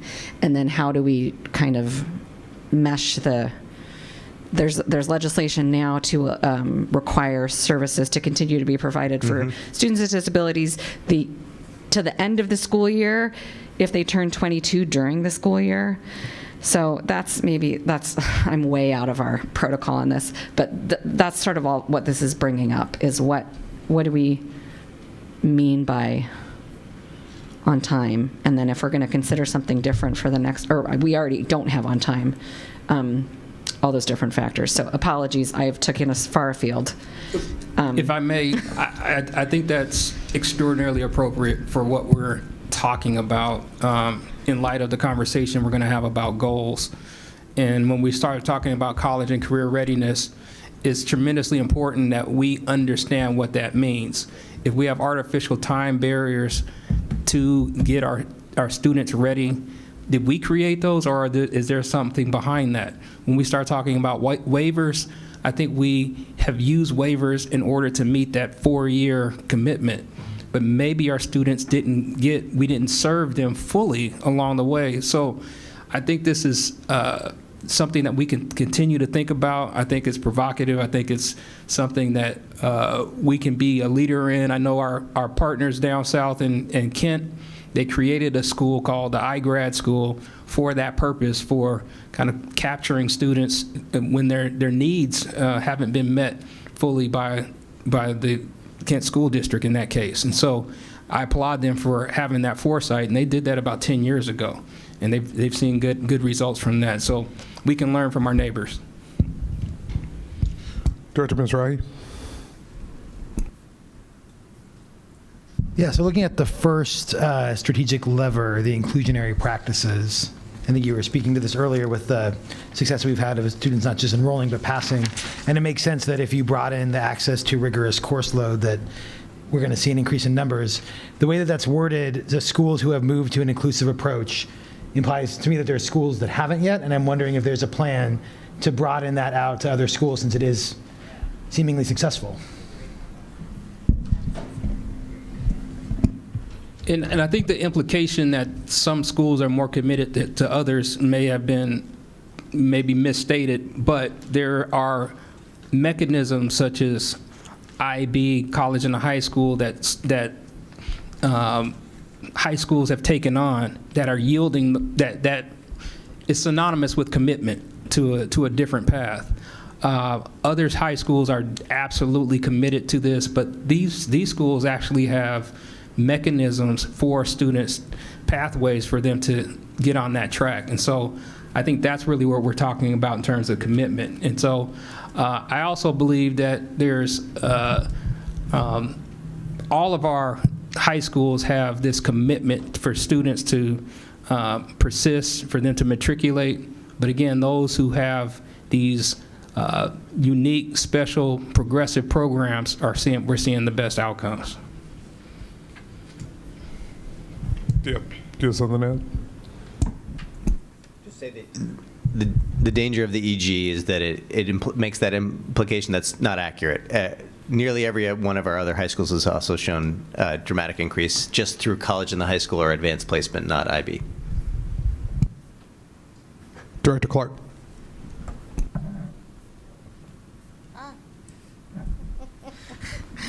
Hello.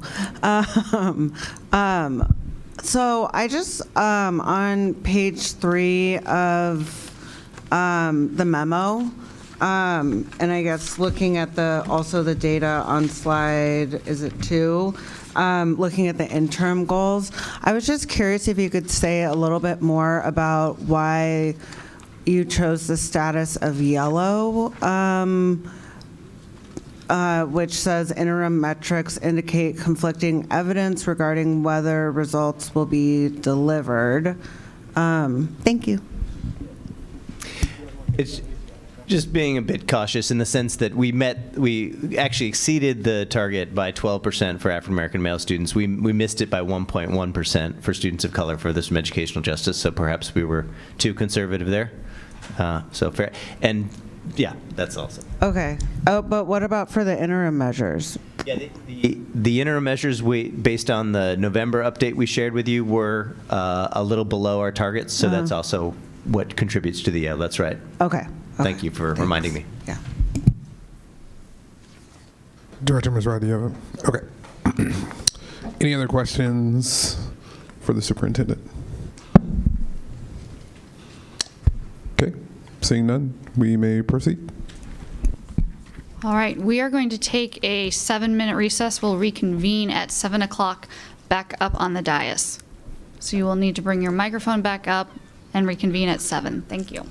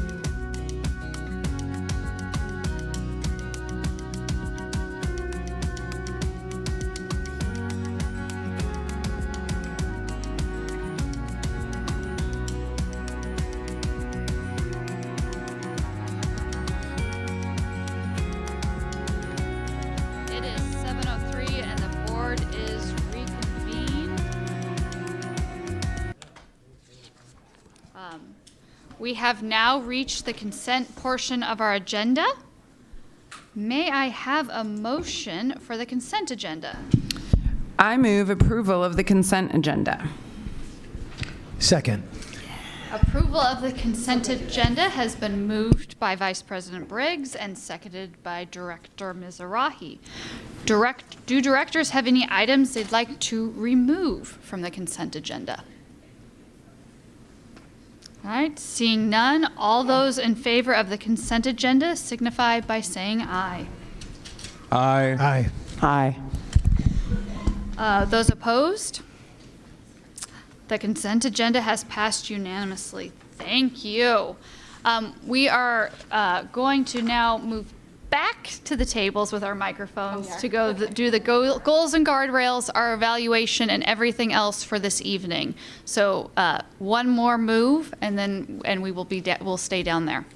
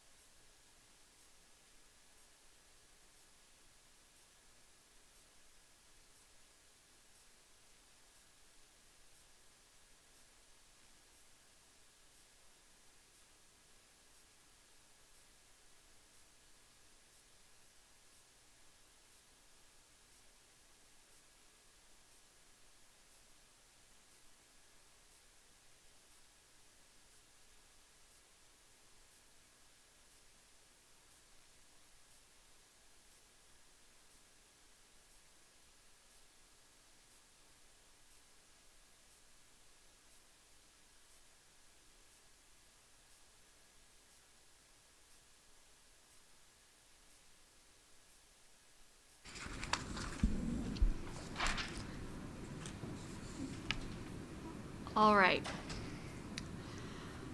We will now move into the action item on today's agenda, the adoption of board policy number 0020, goals for the district, and 0025, guardrails for the district, and an amendment to board policy number 1010, oversight and progress monitoring.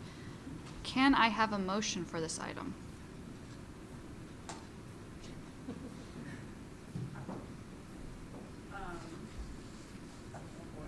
Oh boy, hold on.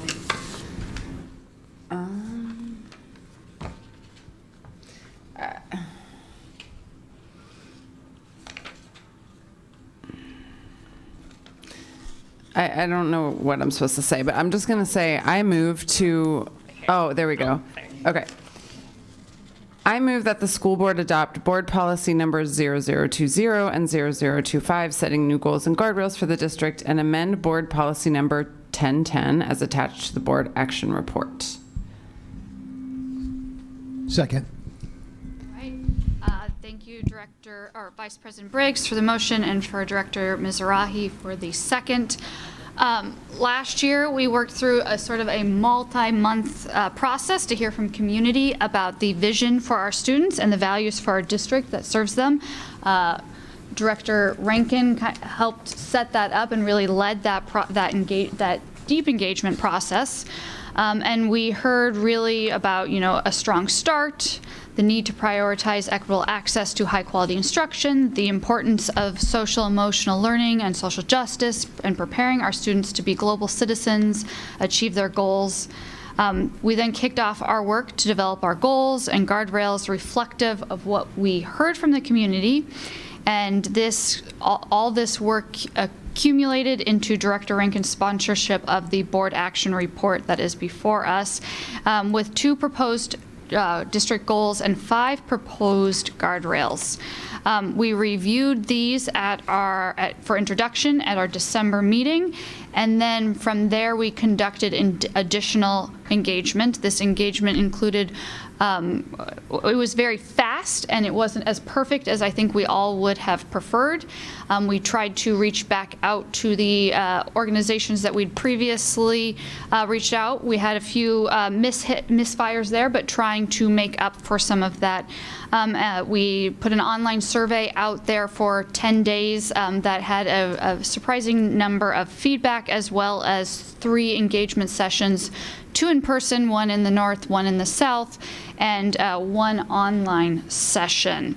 The themes from these engagement sessions were pulled together by staff and collated and sent out to board directors, and they've also been posted online as part of the board action report.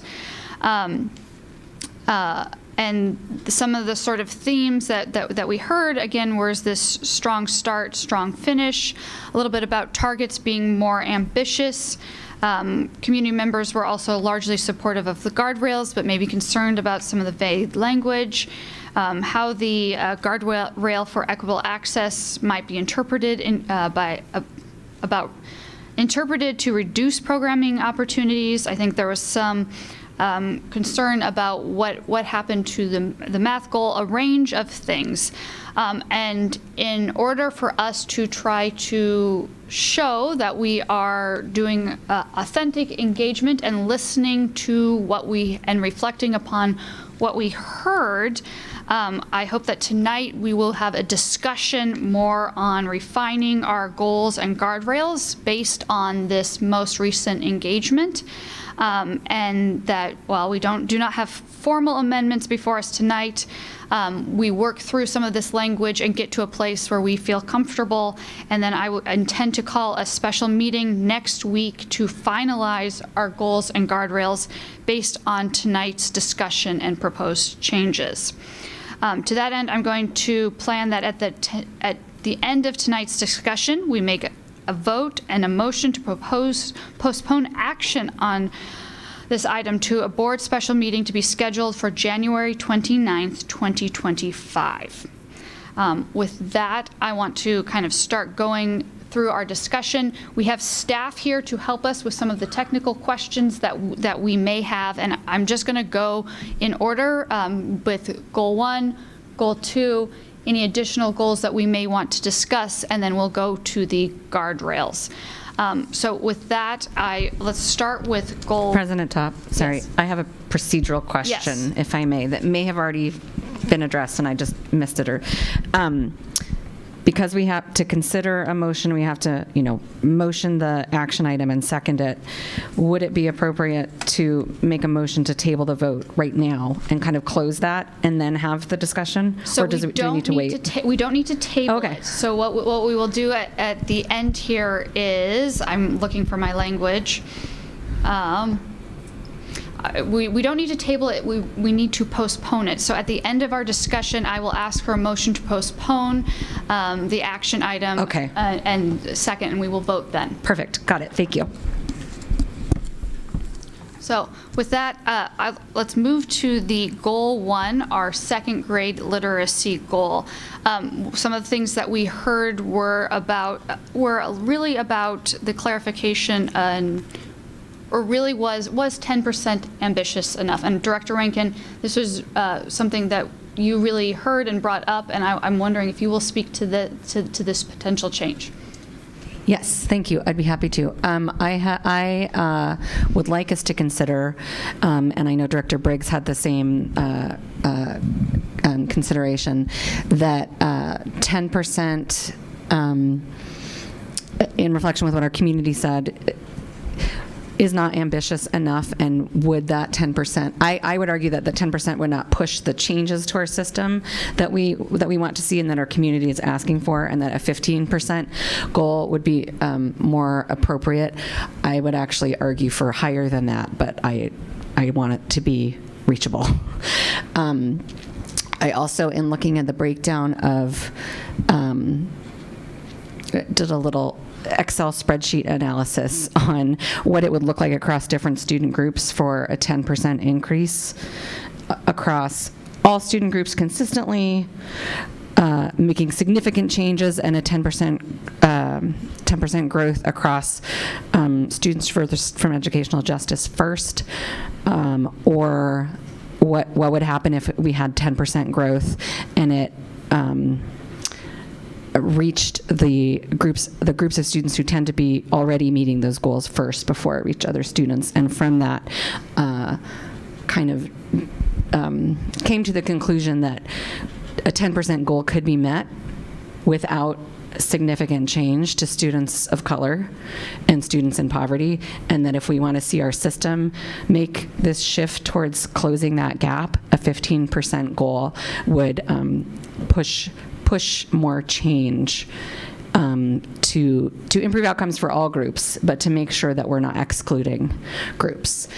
So based on that, plus just what we heard from community of, like, our kids really need us to make big changes to support them.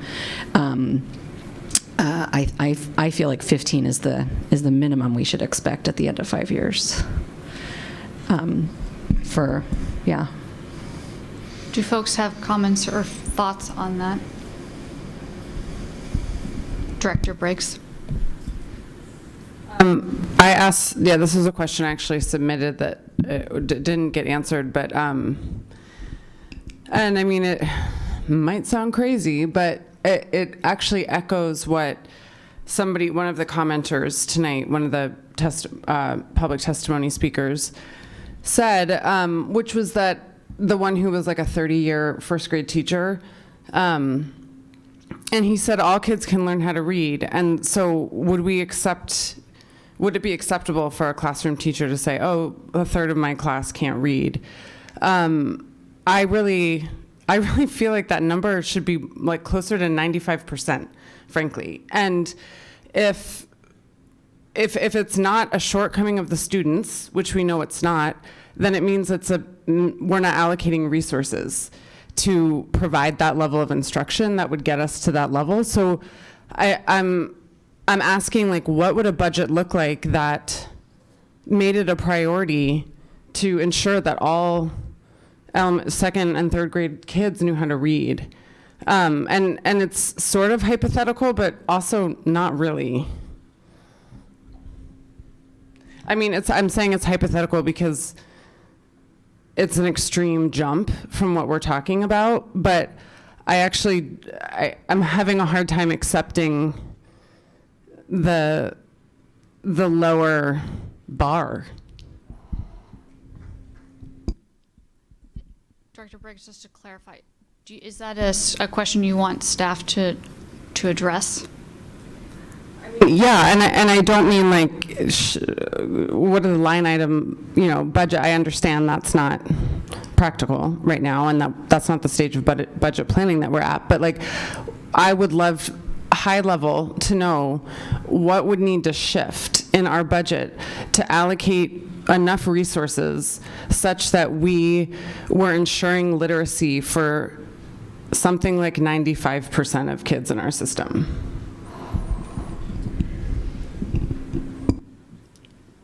Dr. Jones. That's a world peace question, but I'm going to ask Dr. Anderson to kind of speak to it from a statistical perspective and how we came up with 2% per year, and then ultimately Dr. Buttleman will kind of speak to some of the trade-offs that we'll need to make. Not now. I was thinking in the budget presentation part. But if you'd like him to speak now, that's fine too. But Dr. Anderson, kind of speak to Director Briggs's statement. Dr. Anderson, just really quickly, sorry, before we do that, is there any way we could put the text of the proposed goal up on the screen? Ms. Wilson-Jones, is that at all possible? Yes, it looks like we're going to have it here shortly. Yeah, can you guys hear me? Okay, Eric Anderson, Director of Research and Evaluation, good to be here. So I think the first key point to recognize is that the goal or the target is not the vision. The vision is we want all, or 95%, probably 100% of our students to be successful in early literacy, et cetera. Yes. The goal is how much progress are we going to make towards that vision over the next 5 years, right? And so that's one way to take the edge off of this feeling like, wait a minute, this is all we can do. And I think one of the things that I thought personally resonated with me a lot, having been in the school district for about 15 years and never seen us really reach, well, we've made some progress in certain areas, so don't get me wrong, but but really like hit it out of the park with something, is that you guys said, well, one of the reasons why we want one goal or two goals is we want to really prove that we can be successful. And being successful means you have to set something that's ambitious but also realistic. And so obviously it's your job to balance that, and that's what this discussion is before, but I think keeping those things in mind can maybe help you get to a place of understanding that this is not the end all of where we're going. This is a journey, Dr. Jones often says. And with your permission, I'd just like to speak just a little bit to the analysis that was provided by Director Rankin, because it was super helpful. So thank you for doing that. And she put together some data from OSPI around our students in grades 3 through 8 in ELA, and basically looked through a couple of scenarios on how targets might play out, assuming like different thresholds.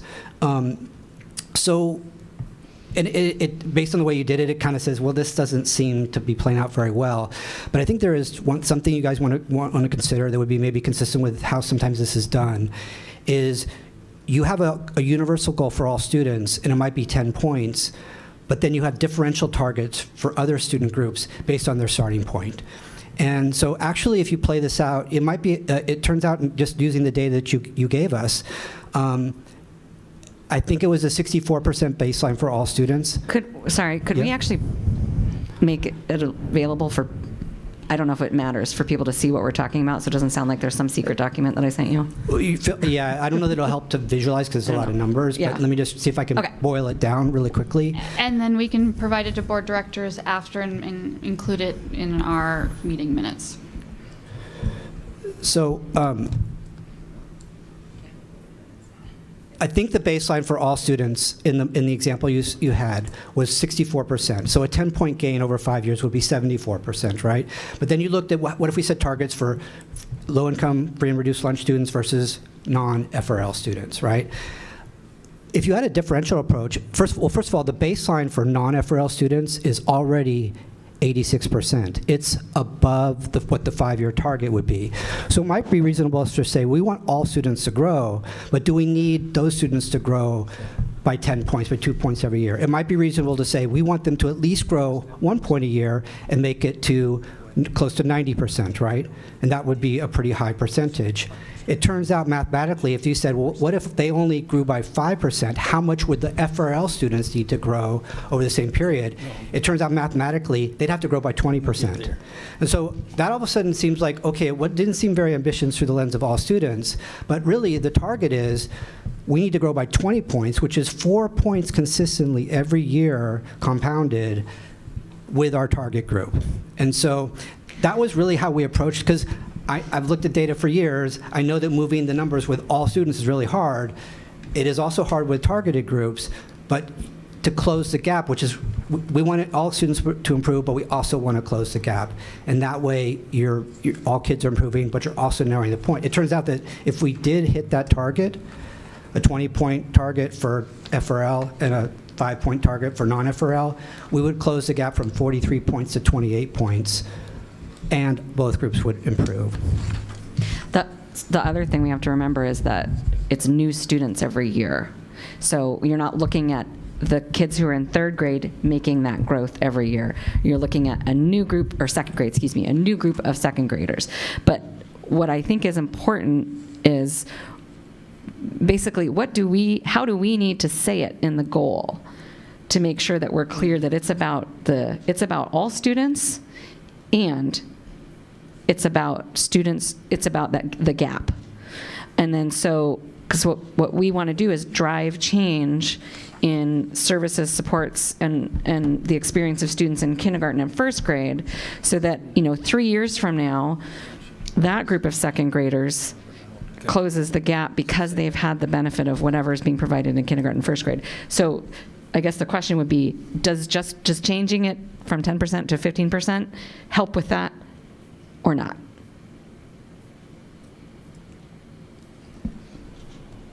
Does staff have a response, and then I want to get to Director Hersey. Go ahead. I mean, again, through the lens of the goal, the targets you're setting, I played that out. If it's 15%, it might be that we would go for a 10-point target for FRL, and then mathematically that would equate you need a 25-point target for, 10 points for non-FRL and 25 points. That's 5 points every year. That's that's pretty significant improvement. You've seen how those numbers have changed over the last 5 years with our current goal, even though we're putting some significant investment. So again, these are the things you need to, again, do. Is it about saying what our aspirations are? Is it about trying to set a goal that we can achieve? And then it's up to these guys to tell you, not my job, what we're going to do and how we're going to do it. Director Hersey. Go ahead. So I wanted to also just touch on the how much it's going to cost scenario, and I want Dr. Starosky to speak to that, and then please.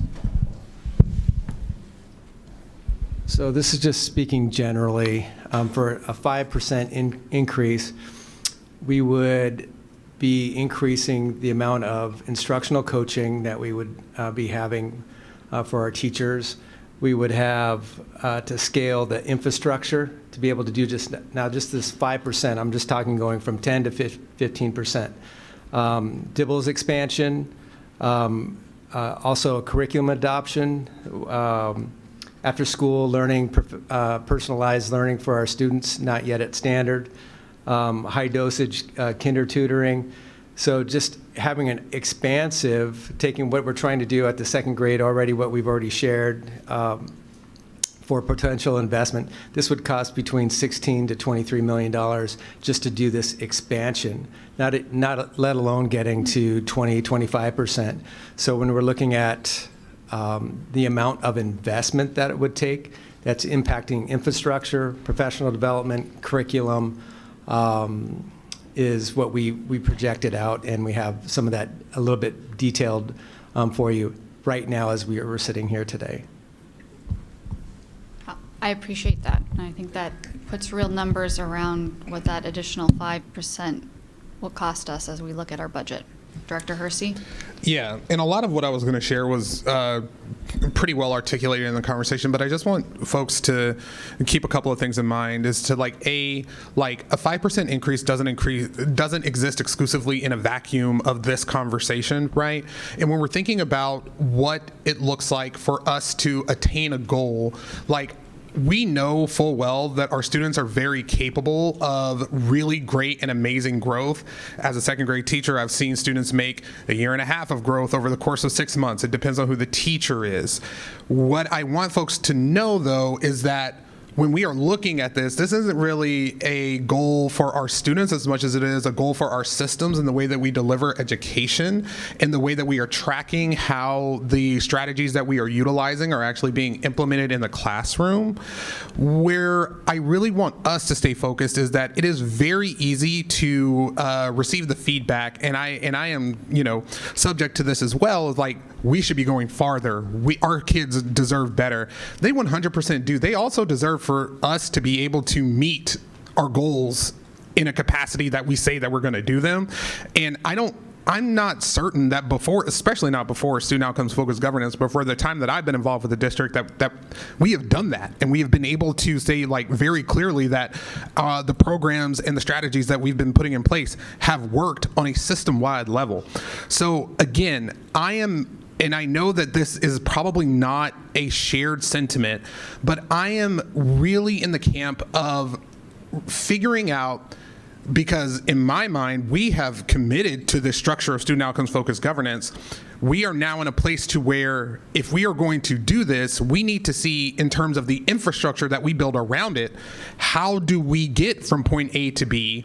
And as we learned from the goals that we set back in 2021 that were incredibly lofty, and yet we are still making progress too in some ways, but are still very much so not making progress in others. And in fact, we're retreating from where we need to be.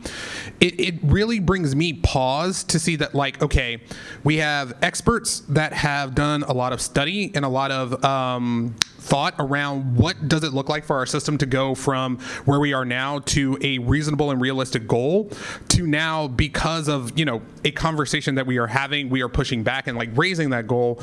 I think that if we are in that position, we also as a board need to be really courageous, because we have had several conversations with our coaches from the Council of Great City Schools that have quite frankly said the best way to reach a goal in a specific grade is to reduce resources in another.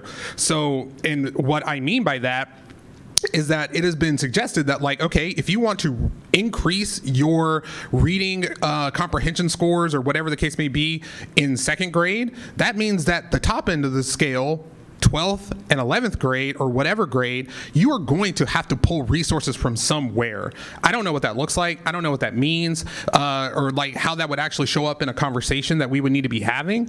But what I'm saying is, it's like, it's almost like receiving an unfunded mandate from, you know, everybody's favorite branch of government here in Washington. You can't just say, oh, you have to do X, but then we're not going to actually make the move in allocating additional resources to that. So I just want to be super clear that I am all for increasing a specific goal that we have set out. I think we also need to be really clear on, like, does our board and our community have the courage necessary to, like, double down on this? Because, like, what I don't want to be is in a situation to where we have pushed a goal so high, or to a point to where now we are in a situation to where we are not going to meet this goal, right, that we've set that is higher than what we anticipated, and our system is not changing at a pace necessary to even get close to it. I would much rather look at this as an opportunity to cement our structures, to really dig into, like, what does it mean to implement and succeed in a goal in a specific timeline, because quite frankly, we don't have a lot of, like, good track record and experience in doing that. So I just want to offer that as, you know, as a person who has spent a considerable amount of my career in the classroom, anecdotally, yes, students can make growth 30, 40, 50%, and sometimes even greater than that over the course of a year. A massive $1.5 billion system with a lot of adults that have their own opinions and their own paces and how they do things. When you're looking at systems of that scale, seeing that type of growth is rare. It is incredibly rare, and I can't think of a good example of a district that's been able to do that. Thank you, Director Hersey. Before Director Briggs or Rankin, directors who we haven't heard from, anything? Director Mizrahi? Yeah, Dr. Anderson, what you were saying about the differentiation, is that something that you think could or should be spelled out in a goal, or do you think that if we were to set a target of 10% or 15%, that would be implicit in how you all would be receiving direction on how to achieve that goal? It probably could be done either way, but I think given where we are, and if you would give us the latitude, we would come back with you. This is how we're planning to report our progress, and this is how we plan to differentiate those targets. But you guys would formally approve the top line all students goal, and we would build from there. But it's a question for you whether you want to add that structure to the goal itself. That's your call, probably. I mean, I think we want to do it. We want to replicate that in parallel with the interims. So however we're approaching the top line, we would do it similarly. And one thing I would just, so that was my question. I think, Director Hersey, I think that I agree with what you were saying around, you know, I think it's hard for us to look at each other, look at community, think about ourselves as like, we want to set this goal that doesn't get to where we think students deserve to be. However, I think we also need something that we can, you were saying it from the positive standpoint of something that we can achieve. I agree with that, but I'll also frame it from the negative, something that we can hold ourselves accountable to. Because if your goal is too ambitious, it makes it impossible for us to say we didn't meet it, because they say, well, we didn't meet it, but we always knew that we couldn't meet this anyway. It was an aspirational goal. I want something that we can achieve, and then also that if we don't achieve it, we can say, well, what the heck happened? Right. Director Clark?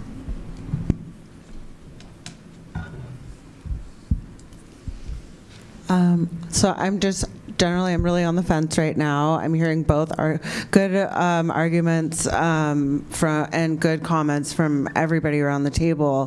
One thing that you said, Director Hersey, that kind of gave me pause was just, talking about the length of time that you've been serving in the role that you have, and that, we still haven't narrowed down on really getting an understanding of what are the interventions that we're doing that are actually working, and that, that we need, like, it's our responsibility to do that.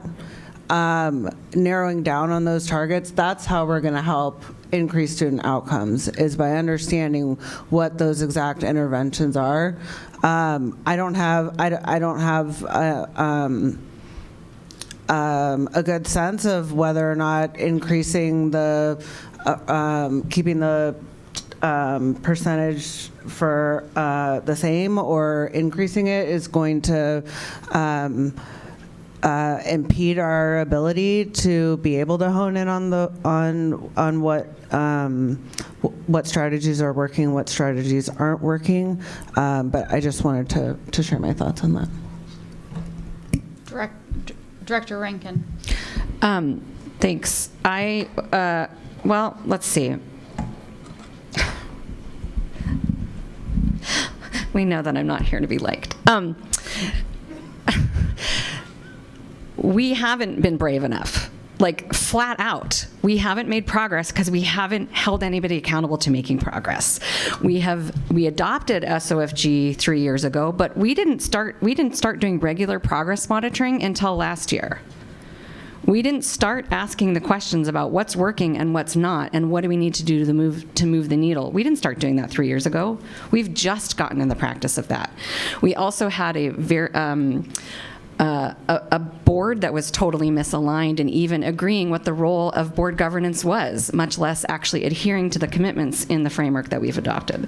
So we haven't succeeded because we haven't been doing it.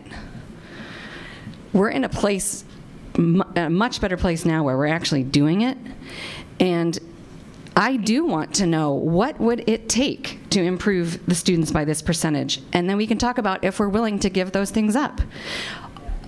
How much did we think we could get by closing and consolidating however many schools? 20 whatever $million? That's a lot of second grade reading. And we didn't do it. We didn't have the real conversation about the trade-offs, about smaller number of schools, larger number of schools. That whole conversation was not to close the budget gap. That was to free up resources for children. And we blew it. So I don't care if it's 10% or 15%. I want to know, what does it take to meet the needs of students, and what changes are we willing to make as a system to give kids the access to the education that they deserve? And how do we do that within the budget that we have? Whether we get money from the legislature or not, our obligation to kids doesn't change. But right now, what we've done is not actually talked about it.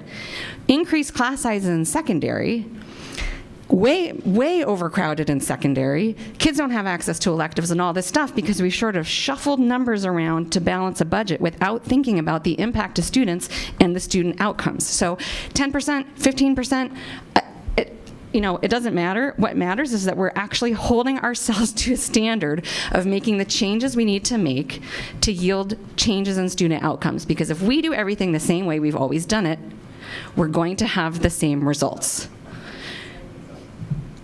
All right, I see lots of cards. We're only on goal 1, so yeah, okay. There's 2. But you two will say something, and more cards will pop up.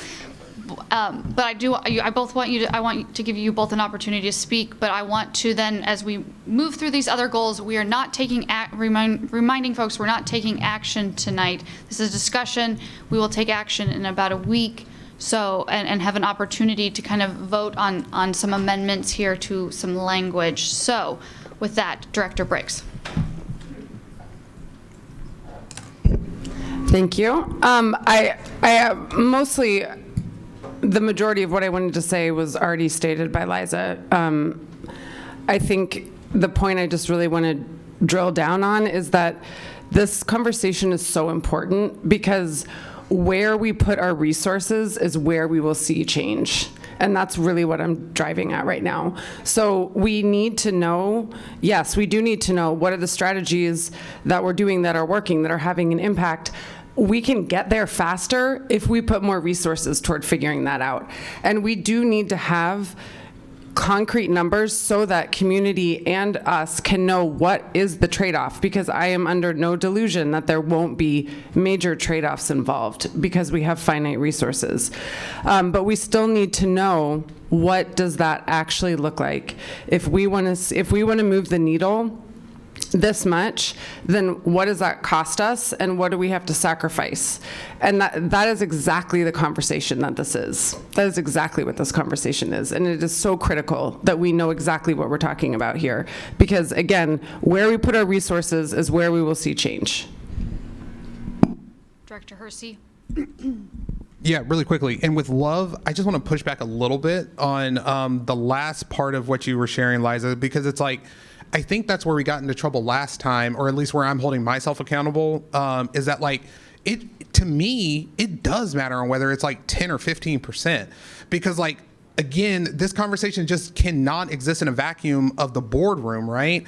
Like there, as we just heard, is a massive financial difference between having a goal of 10% and 15%.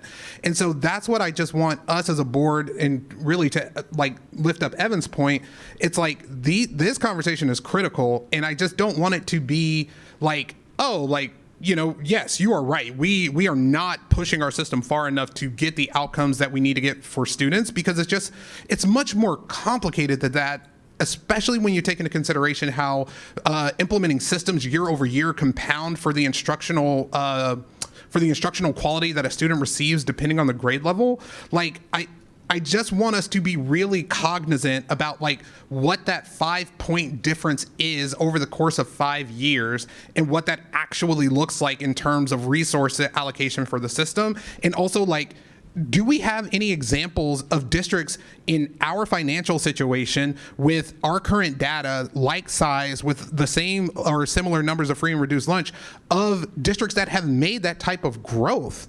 Do we have a model that we can look to potentially replicate, or at least use as a guide for how we need to get there, what steps need to happen in any particular year? It's just as much more complicated than raising a goal from, and I'm not saying that anybody is minimizing this, but just I want to put it on the table that it's much more complicated than raising a goal from 10% to 15% for a system of this size. Director Hersey, is that a question for staff that staff wants? No. Okay. I know I put another thing up, but it'll be really quick. So the next one we're going to talk about is very similar. So maybe you could go say it next, or is it specific to It's specific to what Director Hersey just said, which is not to say that I don't think it matters if we have 10. I just wanted to clarify. I'm not saying I don't think it matters. I get that they have different implications.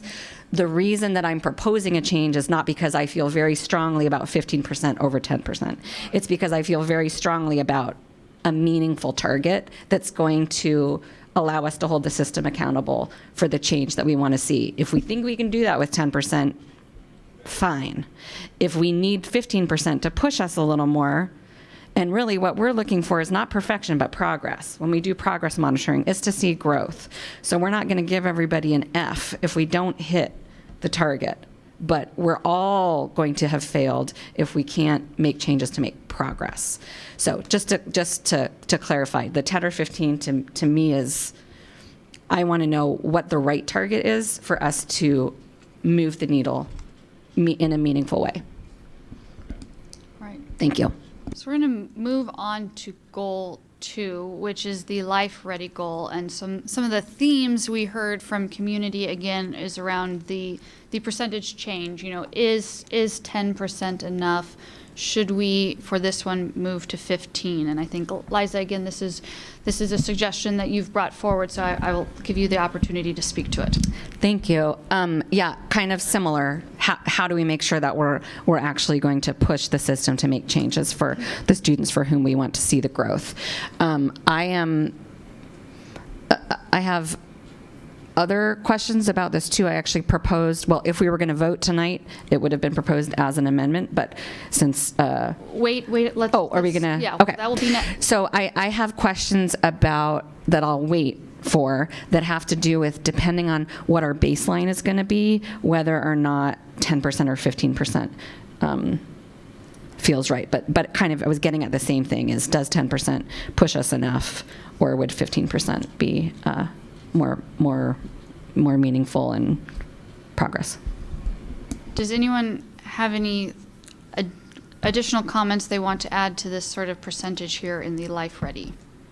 Then why don't you talk to your second proposal, Director Rankin? Thank you. Is there a way to put the amendment link, the suggested language up on the board so people can see it as well as the question. So while we're looking at that, maybe the question that I had was in December, and it was addressed a little bit during progress monitoring, but in December, the conversation that we had, or where we had arrived at, was that it seemed as though by the time we got the version that was introduced at officially introduction, we all seemed to align around the fact that what we're looking for is not just that you graduate, but that students are prepared, and that we were all kind of in agreement or in the shared understanding that specifying without waivers would help us make that distinction between simply graduating or actually being prepared. But then we learned more about waivers, both in our board retreat and again tonight. And so the question, I'm not suggesting that we change what the goal is, but what I really want to understand, because I want to again, make sure that we are asking the question in the right way to drive the change that we want, is waivers don't seem to, the waiver that's being used the most is the service learning waiver. And I definitely wouldn't want to put in something that would keep students from graduating. I don't want to say like they have to graduate without waivers, and then for the unintended consequence to that be we're not allowing waivers for the service learning, and now a third of kids are not going to graduate if they haven't done 60 community service hours. So that, and then also the high school and beyond plan has a whole bunch of measures built into it, and a statewide tool is being rolled out and paid for by the state that we don't have access to now, but we will. And so would the way that the in the opinion of the professionals who work with these things every day, does having the consistent with the high school and beyond plan already build in the readiness portion that we're looking for? And maybe did waivers become sort of a distraction? Like, how do we want to make sure that kids are ready? And if waivers isn't the right thing to do that, I don't want to have it in there. I want to make sure that we have the right measure for how do we know that students are ready, know what they want to do next, and are prepared to take steps. Can I paraphrase the question for staff? Just a little. Please do. So I think the question is, from what we've learned from waivers, which I think has been extremely helpful, I think the wording in our current goal is not quite what we want it to be. What would your professional recommendation be, knowing that what we want to measure is, is a student ready? Yes, I do. And it's obviously an important question and a challenging one. For what it's worth, just by putting in waivers, we're not preventing anybody from graduating. Just like our top line measure said, graduation and having completed an advanced course. We didn't block anybody from graduating if they didn't get an advanced course. Just to clarify that. But that said, I hear your point. I will say that the state changes its mind almost every year in terms of how things are. So I think moving away from waivers is a generally healthy thing. But let me say 2 points about the high school and beyond plan, and then how you think about it. Because what I've heard very clearly from our conversations is that you want students not only to meet the graduation requirements, of course, but to have a plan and to start implementing it, meaning to show that they're actually ready. Those three things. And so in terms of the second, just to orient everybody, the high school and beyond plan requires you have to have students identify career goals and interests, post-secondary education and training goals, an academic plan to do that, knowledge of financial aid, and a resume. So do we want all of our students to be able to do those things? And would it be helpful to have that be part of a top line goal? I think so. Have we fully leveraged the power of that? Absolutely not. And could this really galvanize that? I think so. If you're asking, I think it would be great to include the high school and beyond plan and those really very specific components and do a better job of ensuring, given our student board members who talked the last time about how didn't even hear about it, right? So how do we, the additional piece that I'll just put out there is, what do you want to look for to see a student is already showing that they're ready to start doing it? And is that coursework completion in a particular area? Is that a work-based learning experience? Is that a post-secondary application? All of those are measurable.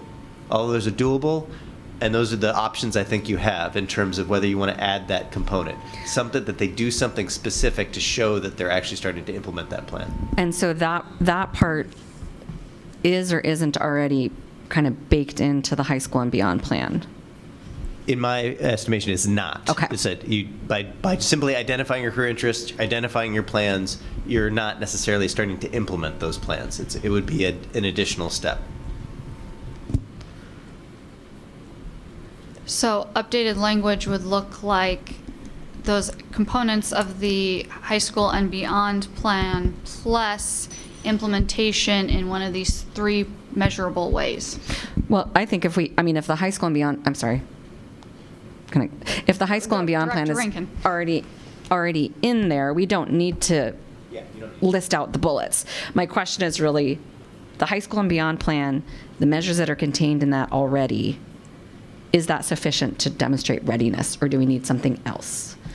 And then similar to the waivers, because it seems like we could either leave it as it is or remove the waiver part, unless we're just so far off. But I would love to hear what a student has to say too about that. Let's do staff, and then we'll go to students here real fast.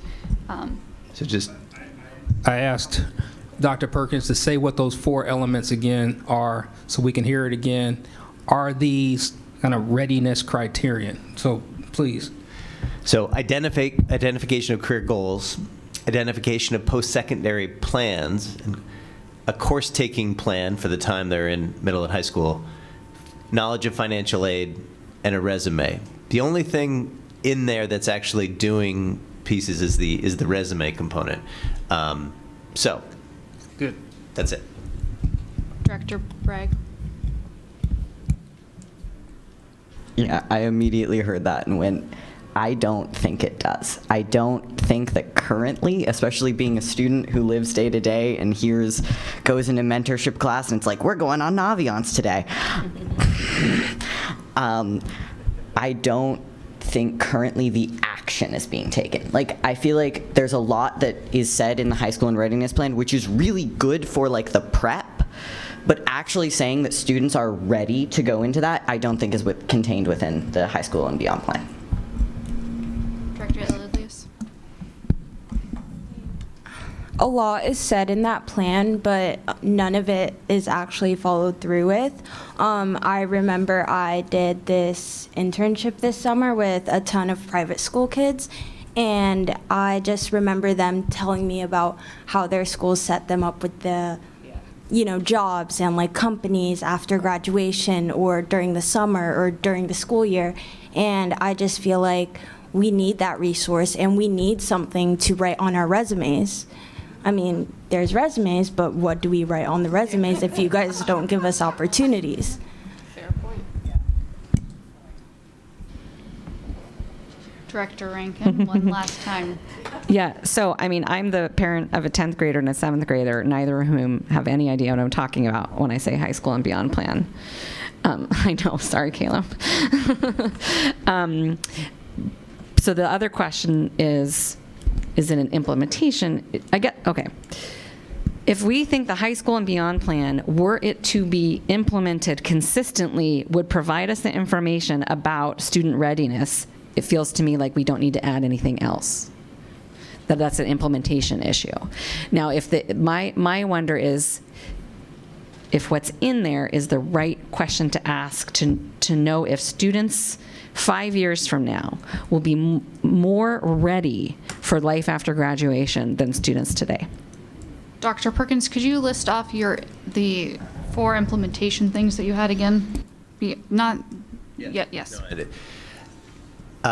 So, the high school plan being the plan, the initial list of proposed ways to showing a student is actually able to start implementing the plan is taking dual credit work, i.e. college level credit in the area of their interest, a formal work-based learning experience like the internship the student board member just referenced, FAFSA, WAFSA application completion, or a post-secondary program application completion, which could include college or work. So that would give us more information about steps actually being taken to Yes. get to their So it'd be high next school thing. and beyond plus this readiness step in the Now, goal. would that apply? Is there something in one of those 4 things that could apply to any student, maybe if they don't have college aspirations? Or, I mean, well, there's the work. There's two. One is a work-based learning experience, which Brian Day, our head of CTE and STEM, is making a more formal set of record keeping about that. And then there's the applying to a work-based program as opposed to a college.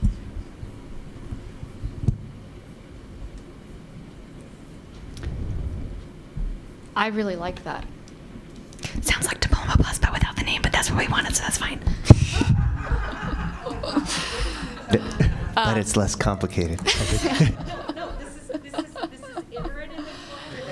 All right. I'm wondering if we can move on to the next one. Oh, sorry. Director Elias. Yeah, there's all these like steps and all, but you know, being in high school and seeing you know, my peers being, well, all of us are pretty much discouraged from taking dual credits or doing CTE or pathways, which sucks. And a lot of students find it quite daunting. So I wish there was like more support to help these students go into, you know, so this plan, you know, eventually works and students know what they want to do. All right. So the next topic for discussion really focuses around some of the feedback we got about the concern that we've gone down to from 3 goals to 2 goals, and that we need to somehow add a math goal back in. And I'm going to let Director Clark speak to this one a little bit. Okay. Well, I just felt like this was a theme that we heard pretty loud and clear from the community, that they want a math goal. And, you know, we live in an area where we have so much innovation in our backyard, and I personally feel like it's our responsibility to prepare our students to take advantage of those opportunities to increase their quality of life. And I don't see how we can do that if we're not focusing on math, which is really a core part of these industries of the future that are here now. I'm thinking about AI, life sciences, all different kinds of opportunities. And, you know, when thinking about our needs assessment that we received last fall, I definitely noticed, and I think I brought up, the drop in the math scores that we saw from 5th grade going into 6th grade. And so I wanted to bring up for consideration actually a 4th grade math goal that the percentage of 4th graders scoring proficient or above in math on the SBA assessment would increase from whatever our spring 2025 baseline is, plus 10 or 15 percentage points by June 2030. Start discussion here. I don't know who. There we go. I don't know who put up their card first, but Director Hersey.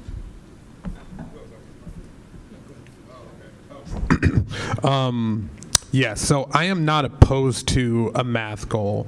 My inclination, though, and I would be really curious if we could get some information about this, is why did the math scores go down? What did you mention, 5th and 6th? I have a hunch that it probably is linked to word problems and being able to understand what a lot of the tests are asking them, or at least that's what I've seen as a teacher. Because even when we went through this the first time, another reason that we had the 3rd grade goal lead into the 7th grade math goal was because, or at least what I know from my experience, is that it becomes more difficult in math specifically because the instruction sets and problem sets get more difficult in terms of how they are presented to the child. And so I would just like to know before like committing to it. And again, I am not opposed to it. I think having a math goal is great. I think I share the same concerns as like adding 5% on top of the 10%.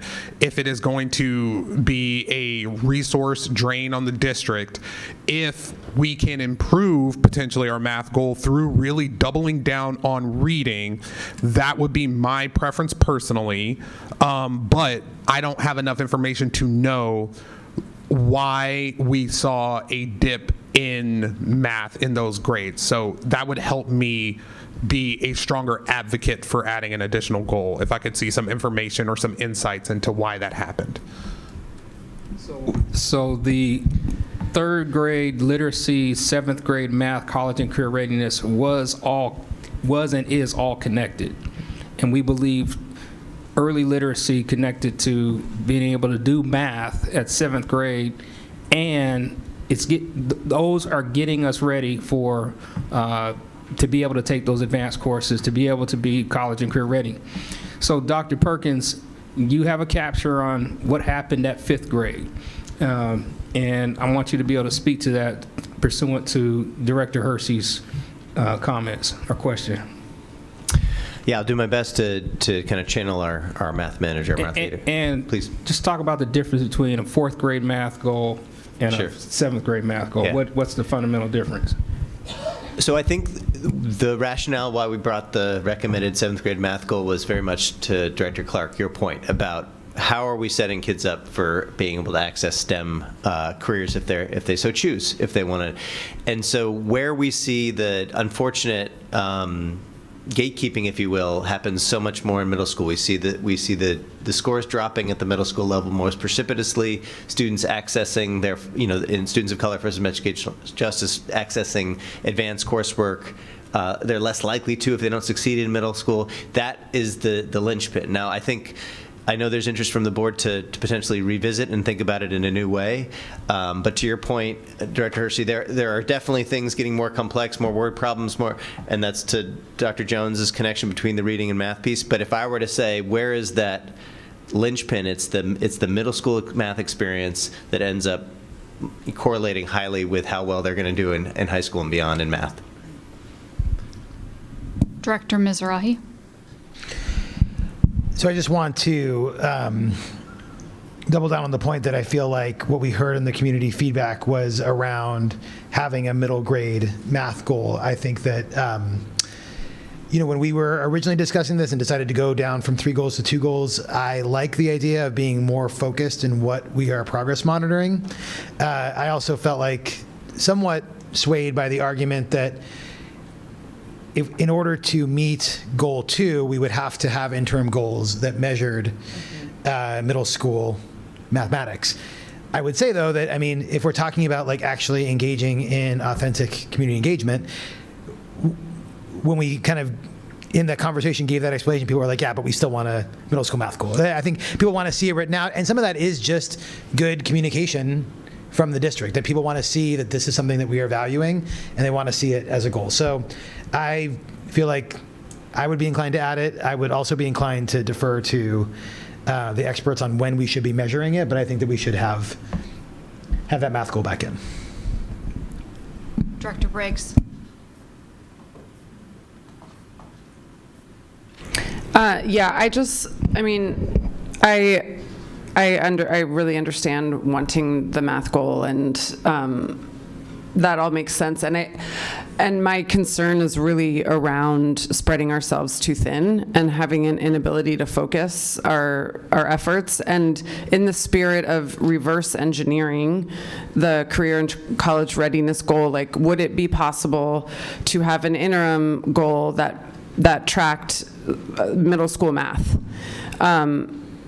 so that there was some accountability around specifically how kids are doing in middle school as they head into high school, without making it a standalone goal. So I'm just throwing that out. I don't know, what the experts think about that idea, but it seems like a way to codify that priority while also not overextending ourselves in the goal realm.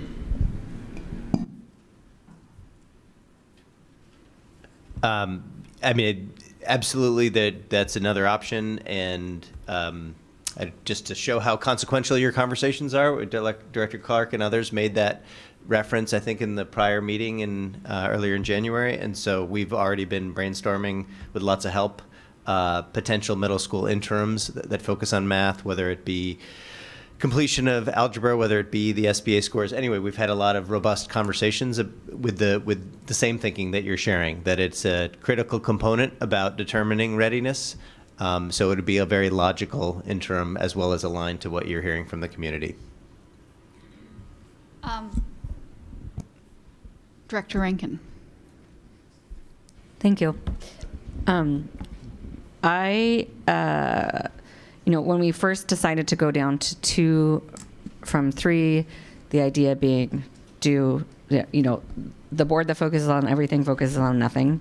And the fewer goals you have, the more likely you are to achieve those goals. I think if you have, I can't remember what it is, but basically once you get above 5, you're not going to meet any, which is different than 3. But I think what I heard about the math goal that I just wanted to sort of point out, the missing of the math goal, I think may actually be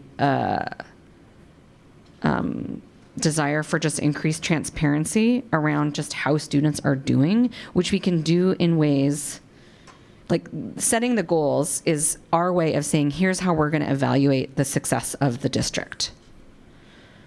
Not, here are the only things that we're paying attention to. And there are required assessments at various times. We should still be talking about those and looking at how are students doing? These results of these assessments came in. This is how kids are doing. Here board, here public. This is where things are at. That was kind of my interpretation of what I was hearing from community, was they just really wanted to know more. How are kids doing in math? What is the result of that? And are we going in one direction or the other? And so I'm not going to be helpful because I could kind of go either way, at it or not. But I also do think it's, monitoring math is not really adding this whole new body of work. We haven't decided that a new goal should be that every kid has their scuba license for open water and deep water. Like, we're doing math, so monitoring it, there's not a lot of downsides to it. Like I said, not helpful. So I am going to concur with Director Mizrahi that through this engagement process, folks made it very clear to me, at least, that they would like to see a math goal. And I would like to try to be responsive to some of the feedback that we are hearing. I'm also, through our monitoring sessions, really curious why all of a sudden we're seeing a big jump in our math scores, and wondering what the underlying, what we are doing, or what was the change that got us there. So interested in just kind of continuing to track that, though open to a different grade level. And I know we will still track things, but to be here in front of the board and see that, I think it would be really interesting. Anything else? Oh, Director Hersey, did you put your card back up on? Just really quickly. So 2 light questions. So was there a specific reason that you opted for like a 4th or 5th grade goal? I was discussing it with Director Rankin, and I think there was some concern that by the time students get to middle school, like that they're already behind. Got it. Yeah. Got it. That makes a ton of sense to me.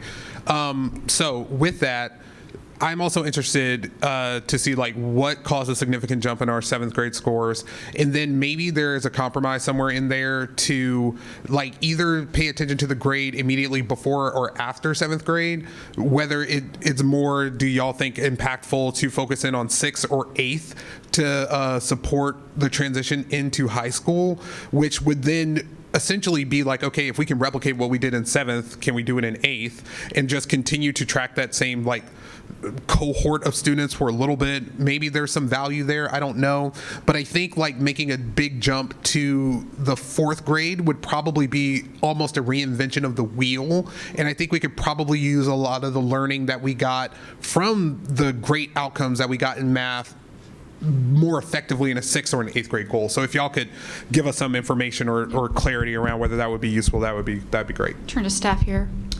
So something to consider is building on the investment that's already happened in 7th grade math is the opportunity. If we were going to go to 4th grade, the focus areas that we would be going on in our measurements and our behaviors that we would be looking for and supporting for our adults may be similar, but they may be different. So different theory of action.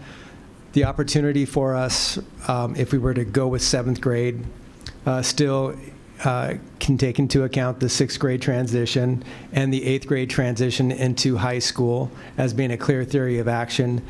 So I think the opportunity for us is to build on what's already, the investment that's already been made, and then also to build on some of the strategies that look and appear to be promising at 7th grade, which is why, and it's in our past documents that we sent to you advocating for 7th grade math. Director Rankin. Wait, I don't understand. Sorry. No.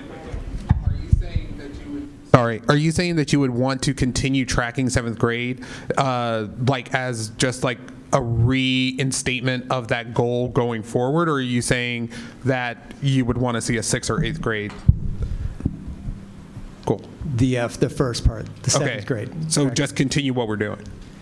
Continue that as a focus priority goal.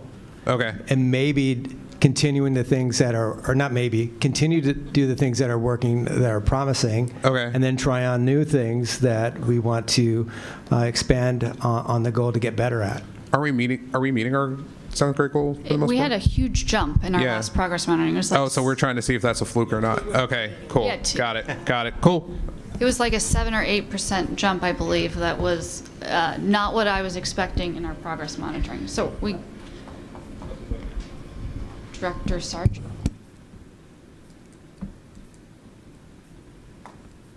I'm trying to remember the presentation, but that 7th grade jump, was that data disaggregated, or was it all students? And I believe it was just our current goal, which is on black males. okay, that was the question. So we don't know why. We don't know if that's going to be sustainable. I think if we're going to add a 3rd goal, and I have been thinking about everything that's been said, and I this idea of, I struggle waiting until 7th grade, because then we're in intervention mode, which is why we landed on 2nd grade instead of 3rd grade. The people who suffer the most from intervention are Black, Indigenous, and other students of color historically, like not just 2023 or 2022 or we're talking decades. It's a catch-up game that we lose at, that kids lose at. And so if we're going to add a 3rd goal, I want it to be promotion and prevention focused, not intervention. By the time a kid gets to 7th grade, if they're not doing well in math, it's critical. We're not setting them up for success with an intervention strategy. And so, I'm not excited about a 3rd goal, but I could get behind a 3rd goal that is promotion and prevention focused, which means an earlier measurement, not a later measurement. So any goal that we have should always be focused on the quality of the Tier 1 instruction that's happening, that we're not starting off at a deficit mindset or deficit space with our students. It's what are the adults going to be doing differently or continue to be doing because it's working for students. So if we choose to use this goal, and we've done it in the past, it would be about the quality of the teaching that is happening, the planning that it takes to do such high quality teaching, and the leading that it takes to support that teaching that is responsive and quickly gives students authentic feedback on how well they're doing in math. And many of our students are doing very well. Some of our students are struggling, but part of that plan has to be Tier 1 interventions for our students. It's what our teachers are expected to do, and we want to support them in doing that. So we will always start off on these goals as being about supporting high quality Tier 1 instruction in the content area that we're choosing to focus on and report back out to you, whether it's a top line measure or it's an interim. Director Rankin. So, what year did we adopt the current K-5 math curriculum? I think it's 4 years ago. I think it's 4 years ago, so yeah, 2021. Oh, it was, okay. I just would theorize that having a common curriculum in elementary school has contributed to the jump in 7th grade. Because prior to that, we had kids getting to 6th grade and 6th grade math teachers having to figure out like, whoa, where was everybody at? And different schools were doing, some kids were coming in not knowing fractions, and some kids were coming in ready for division and all kinds of stuff. So I don't know if there's a correlation there, but I would feel pretty strongly placing a little bit of money on the fact that the common curriculum created that jump. I strongly agree. And so I wouldn't expect that we would see repeated jump, but that will sustain, if that's the contributing factor, that will kind of sustain that level of growth. So I think that's a pretty significant and meaningful shift that was made that we won't continue to make, if that makes sense.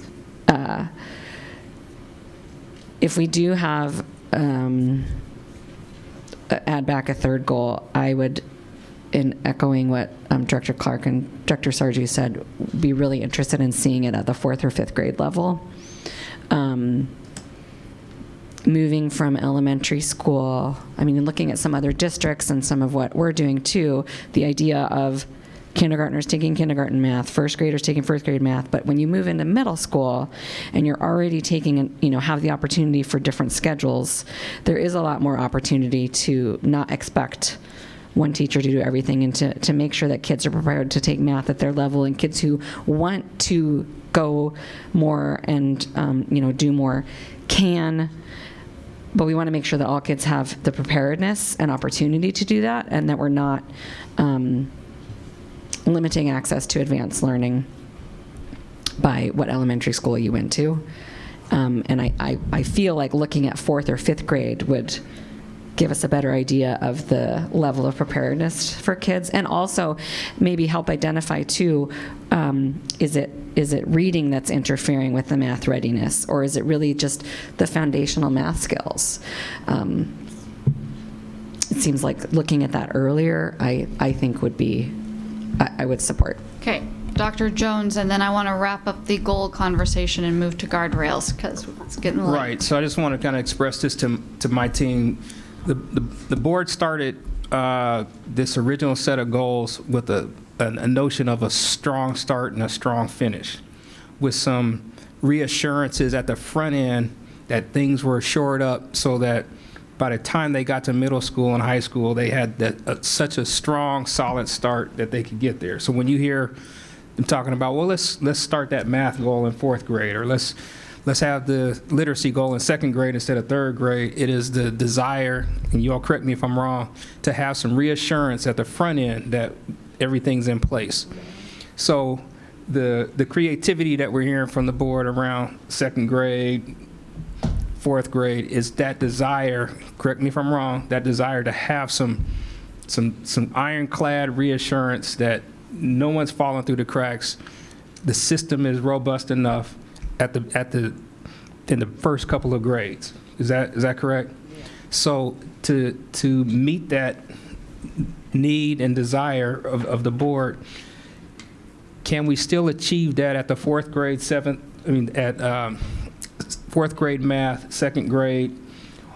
Can we work that around so that we can give reassurances, or is there another way to give reassurances early on? So I think that's the essential question, because I remember Director Briggs and Clark and Top, we were all on the same team, and we were talking about maybe we need one goal, but then the other team was talking about, well, we need an early goal. We were saying, no, it just should be college and career readiness, and they said, no, we have to have a fast start, strong finish, and some reassurances. If that's incorrect, correct me if I'm wrong, but I'm just kind of posing that to the team.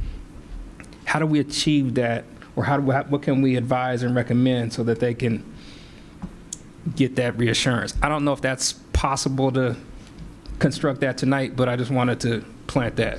Can I just, I'm so sorry. This is a very specific technical question.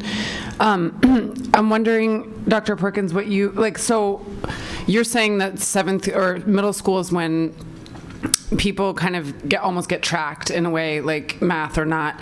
And I mean, that was my experience for sure. But so I'm wondering, do you have a concern that if we are monitoring this at fourth grade, that it actually won't be predictive of that somebody students could test well in fourth grade and then still experience derailment in middle school? I guess that's my concern. In brief, yes. Is fourth grade super important? Of course. But that's just looking at the data, which I realize that you need to probably propose language tonight. But if there was any opportunity to share some of the additional data of why the concern really comes in, and maybe it's sixth grade to the point, maybe it's a little earlier in middle school, to Director Rankin's point, before students start going down these different roads of math. They should have a common sixth grade experience anyway, but that's why, because the data show that that's where we see the bigger drop. Great. All right, I want to move to guardrails now, unless anyone has any burning last minute desire to talk about something in the goals. All right, moving to the guardrails. So one of the things that I think we heard in the themes was sort of that the guardrails were a little vague. I think that one of the things that happens next with these guardrails is they get interim guardrails from the superintendent, which are the more specific things that we actually measure that help us lead to some of these top line goals. And that's part of the hard part here with these guardrails. But I think that there was some feedback that I do want to follow up on from just on a vagueness or interpretation standpoint, which would be on guardrail 1, the equitable access to high quality opportunities and instruction. I think, does this language need to be modified to clarify that equity will be achieved by increasing access, not removing it, is essentially the question. I think that Director Rankin, you proposed this, so I want to let you speak to it momentarily. Yeah, so we, in looking at this and in hearing feedback from community about this, I remembered a time at some point in the drafting where we talked about not limiting opportunity. And I just wanted to make sure that we were very clear that a way to not allow inequitable access to high quality educational opportunities is to make sure that nobody has them. So, which is definitely not what we're trying to get at. So it's equitable. Nobody has it. That's definitely not what our intention was as a board, and it's definitely not what we heard from our community. And so,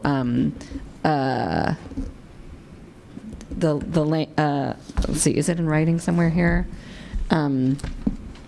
I mean, I feel like we also have opportunity when we get interims.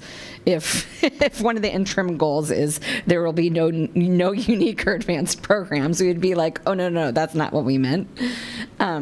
So I'll read the language I think that clarifies it. The superintendent will not allow a student's school assignment, family income, race, or ethnicity, need, or identity to determine access to high-quality standards, rigorous programming, high-quality teaching, and supports. I think that clarifies language. So that's a recommended revisiting of that first one that also I think harkens back to August when we were talking about school assignment not determining access.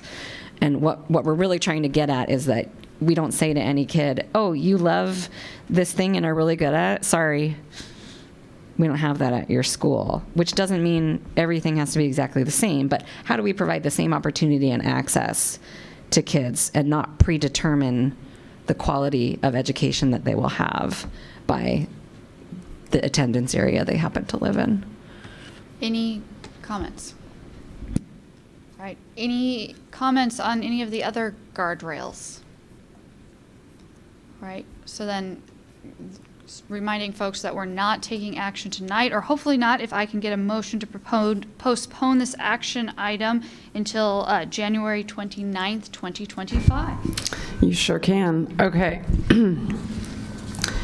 I move that the school board postpone action on action item number 1 until January 29th, 2025. Second. All right, Vice President Briggs makes a motion, Director Mizrahi seconds. Dr. Wilson, Ms. Wilson-Jones, will you please call the roll? Yes, I will. Director Mizrahi. Aye. Director Rankin. Aye. Director Sarju. Aye. Vice President Briggs. Aye. Director Clark. Aye. Director Hersey. Aye. President Top. Aye. This motion is passed unanimously. Great. I really appreciate this discussion. I think this was a very in-depth and good discussion and provided some clarity, and I appreciate staff, all the work you've done to answer the questions today and help us move forward in this conversation. I'm really proud of this work. We are going to move to a budget study session. If you don't, you should have a big packet with you. I brought mine back up to the dais. I'm going to grab mine real fast as we, I think, transition a little bit of staff here, but we're not going into recess. We're going to keep going here.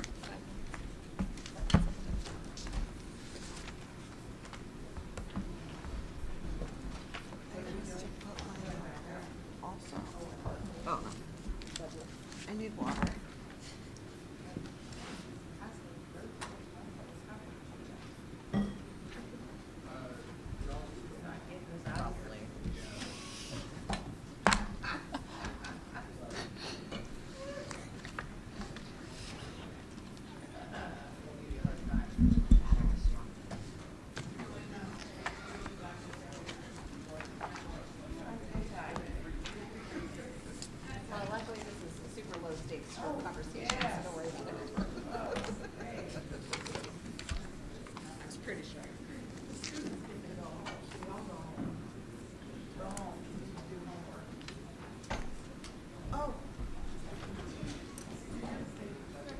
Director Bragg.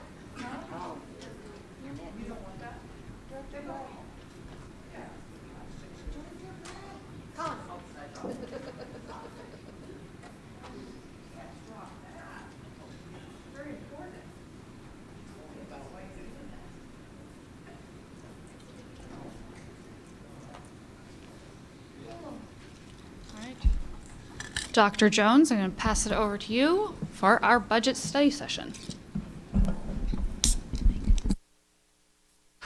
Okay, thank you. Is the board's desire to hit all 43 of these slides? And do you want us to kind of pick and choose? I can truncate the first part. To truncate?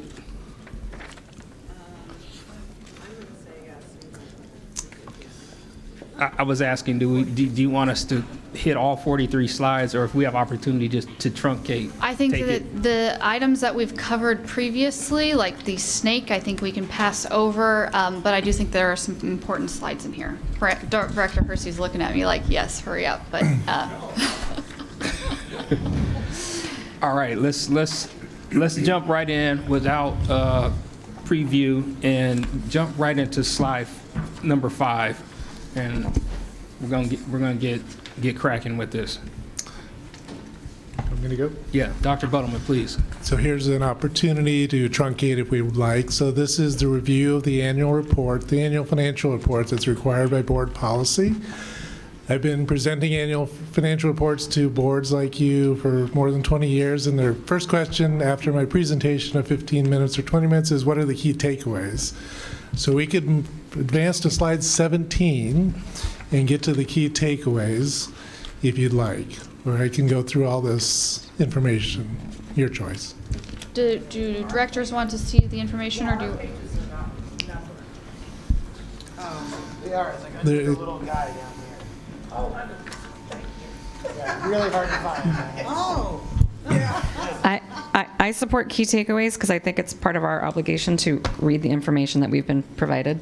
Yeah, and there's a more comprehensive report that's part of the packet. So the key takeaways, then this is for the operations that ended August 31st of 2024, are here on the screen. The first is the teaching and teaching support has increased as a percentage of the total spending of Seattle Public Schools. So consistent with the discussions earlier around trying to invest more of the limited resources into student outcomes. I think that goes without saying that teaching and teaching support are key to student outcomes. And so the percentage of increase over the last 3 years has gone up on that item.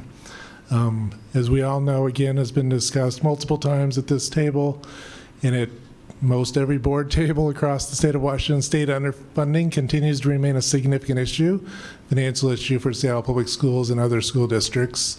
Our fund balance, which has been relied on heavily the last few years in order to produce budgets that balance technically, continues to decrease. I want to provide a little more explanation on this because it will become relevant in the proposals that we're going to share in a little bit. At the end of last year, there's typically a little bit of extra money that's left, of carry forward is what it's called. And we'd been projecting that to be around $30 million to carry forward into help balancing the 25-26 budget, or to repaying the rainy day fund, or returning the funds to the capital fund. That $30 million is $42 million when the books close, and there's a few sort of major drivers of that.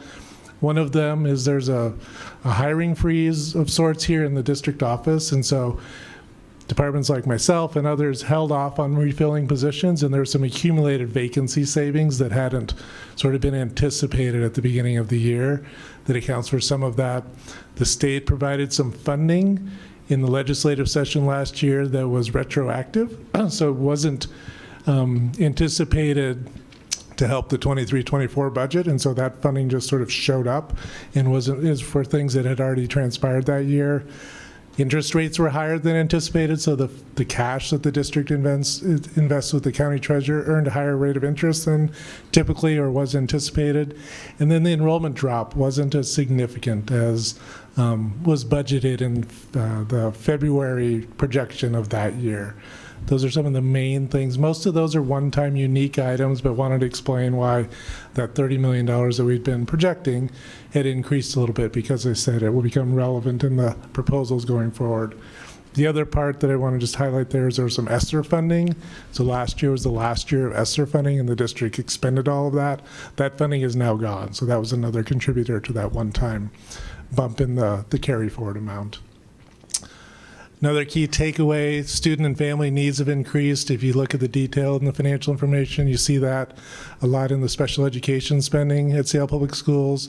Again, another place that's underfunded, needs are increasing. It's causing a large part of the structural problem. Inflation continues to be a problem. Insurance rates, things like that come out in the details of the report. And then there's discussion around central administration. So one of the places that the district has been intentional about trying to cut is central administration. So the folks that work in this building to support schools, do the operational things in this building, and the percentage of spending of that has gone down over the last 3 years. So those are kind of the key takeaways from the report. Like I said, the detailed information is available on the website. One of the other things I want to highlight before we move on is the district has been pretty intentional about trying to provide more transparent financial information, especially in light of the budget conversations that have taken place over the last few years. And so we've created a website where all this information is contained so that stakeholders, the public, everybody can access it in one place rather than trying to find it on OSPI's website or find it in different places in board meeting minutes and things like that. Any questions on the financial report before we move on to the budget development for 25-26?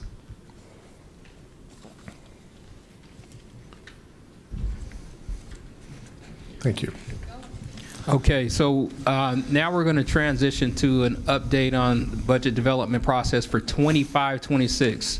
Not the long term, but short term, just this next year. We're going to provide some background information. If we turn to slide 21, please. So our current budget situation, obviously we all know the structural deficit still exists. This means our anticipated expenditures exceed our anticipated revenue. The deficit is projected to be more than $94 million for 25-26. For 23-24, we used our rainy day fund to help balance the budget. For 24-25, we borrowed $27 million from our capital fund to bridge the gap. For 25-26, our one-time options are further limited. So our general fund financial situation remains unsustainable unless further reductions are made and or other revenue is provided by our state. So there's not a way forward, essentially, without some support, some significant support from the state and passing our levies. Next slide, please. So the summary of the 23-24 changes here, Kurt, if you could walk through these, this is something that the board is familiar with. So hit on the high points on this, and then we'll keep going until we get to what we're going to do in 25-26. Yeah, I think the high points you touched on, utilization of the rainy day reserve fund. The board has a current resolution in place to start to repay that in the coming year. So again, that'll become relevant in the proposals. We maximized what we could in terms of capital and grants, so moved appropriate expenses over to capital funds and grants funding in 23-24. Reductions at the Stanford Center in staff and non-staff items. There were some school staffing changes in that year. There was reductions in unnecessary or not sort of mission critical contracted services. That was the year, I think, the first or second year of the furloughs for the non-represented staff at the Stanford Center. And that year there were transportation changes at, I think, 12 schools where bell times or other shuttle services were discontinued. So just sort of reminding people of the history of how that year transpired. We can go to the next slide, which is 24-25. So this is the year we're currently in. There was a $104 million challenge ahead of the board and the superintendent. This is the year the $27 million fund loan from the capital fund was executed. Board chose to delay the first repayment of the rainy day fund, additional reductions in Stanford Center staff, reductions at the schools in custodial services, discretionary funding, some increases in secondary class sizes. There were additional transportation reductions, mainly around skills center transportation. The contingencies were reduced further.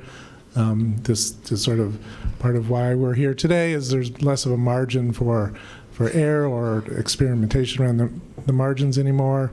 We implemented convenience fees last year, so people using a credit card to pay school district charges, they're charging the fee directly. And voluntary athletic fees were implemented. We've collected about $145,000 this year, much shorter than the $1 million that we're anticipating. And then we utilized some capital fund interest for school supplies. That was a $2 million solution for that. All right, that gets us to baseline, and one of our sources for revenue, so to speak, is around enrollment. So I'm going to ask Chief Podesta to speak to our enrollment study update.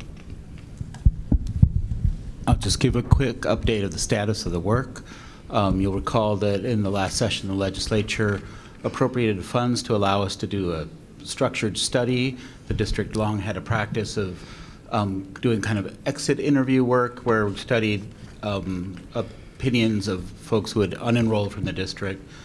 So the study that had two parts really. Our internal team looked at the structure of enrollment patterns over a period since 2012 and really found that students unenrolling from the district during the course of their career has remained flat in all that period, that our net decline enrollment is really about attracting fewer students, not losing students who unenroll. So that informed kind of the structure of the survey. There was a representative survey of more than 1,400 caretakers of school-aged children in three populations.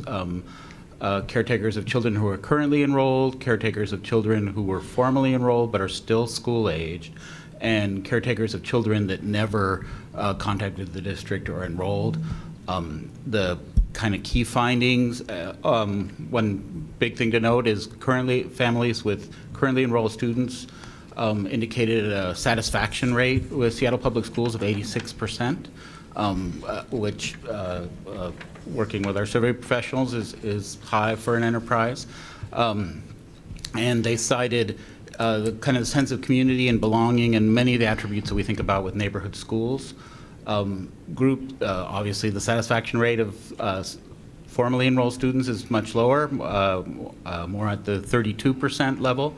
And in both groups, whether they're currently enrolled or unenrolled, it is really informative to this discussion is concerns about class sizes, funding, and educational quality were the biggest concerns of anyone who's considered unenrolling or students or caretakers of students who have left. So we've given an original quick briefing to the sponsor of the legislation. We're going to brief our delegation next week because that's part of the funding was that we need to report back to the legislature, and I think President Topp has asked for an in-depth briefing at a study session in the coming month. There's still some technical work to do to correlate demographics to programs and services, so there's still some work massaging the data, but we really appreciate this funding. It allowed us to go much deeper than the district has ever gone on this subject. 86%. So, Director Rankin, will you ask that question one more time, just because we couldn't hear it. He wants it really on the I just really wanted to kind of make note that I usually we're here, as Dr. Jones has pointed out a lot of times, talking about things that are not going well, and that it's very easy and tempting. It's honestly, it's a local pastime to bash on Seattle Public Schools. But that actually really hurts our children. And so just to kind of cut through that, this was analysis done by an outside firm. This wasn't a, stacked finding that current families, the majority of current families are, what was the description? I don't know. Is it satisfactory or had positive feelings or what is it? It was about 55% were satisfied, and then another 30% on top of that was very satisfied. And I think we saw that too, even through the angst of last year, how much people care about their schools and how much there are, as much as we want to see improvements for some populations, we have a lot of students and families that are very happy with Seattle Public Schools. These questions were asked both in an open-ended and a structured way. And the positive feedback spoke to kind of the institution of schools and the relationships and the community building that schools do. So we'll go into this in much more detail. We have time in our February agenda that we will be able to have a discussion on this and actually dig into the results a little bit and share with community. Yeah, keep going. Yes. Just one last point. What's really relative to this discussion is class sizes. came up as an element, and as you proceed through this presentation, that subject is going to come up again. So that's probably the main reason to talk about this here. I'm getting the eye from But President. 86%, I know. I'm getting the eye from President Top. My first meeting, we're going to go past 9. It's not a great okay. look. We're going to lose a quorum first. That's the problem. We can get it done before 9. So, slide 25, please. Preliminary budget proposal. Then we're moving into that space. The board. Next slide. The board gave direction through policy 00660, the educational program resolution. This was approved in December. 4 main elements.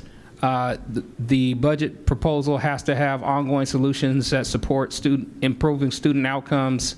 It needs to align with how we're going to support our goals and guardrails, achievement of the goals and guardrails. Needed to have a balanced budget proposal presented to the board around January 22nd today.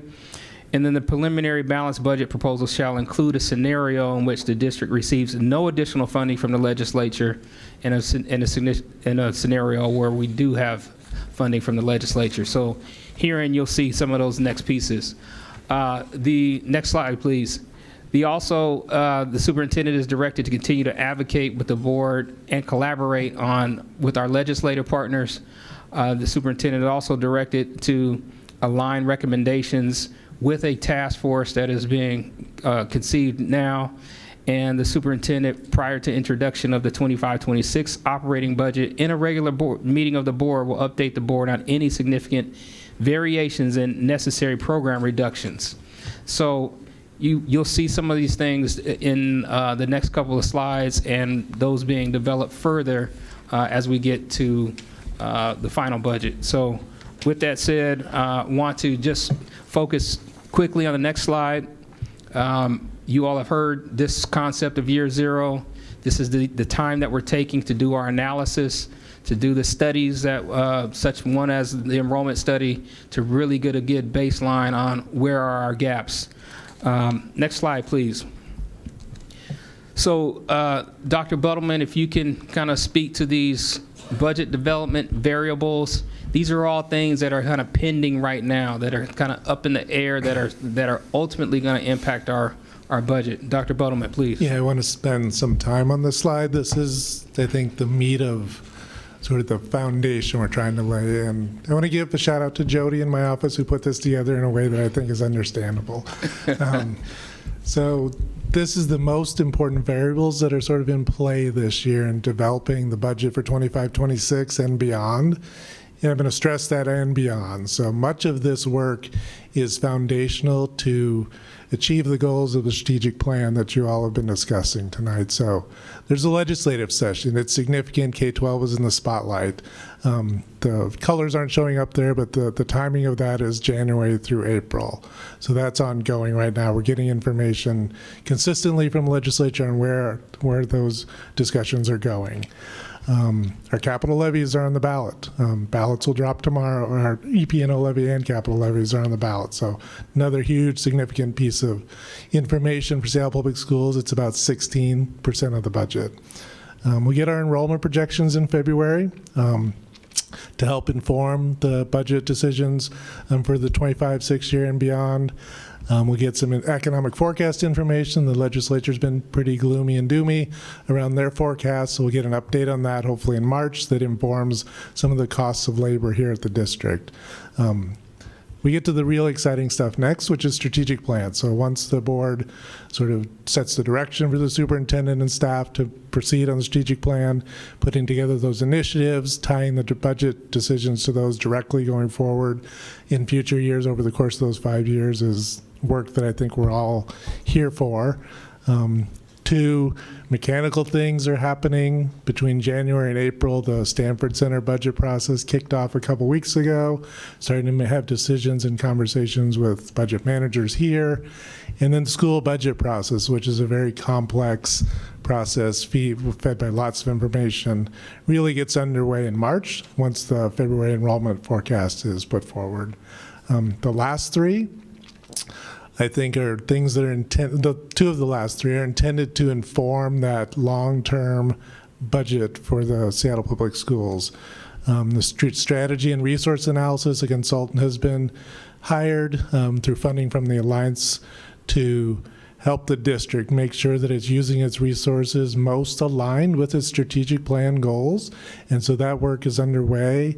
They're gathering data now. They're meeting with people. They'll have some recommendations around that later this spring that will really inform the next sort of 5 years of budget decisions and how do we get to where we all want to be at that point.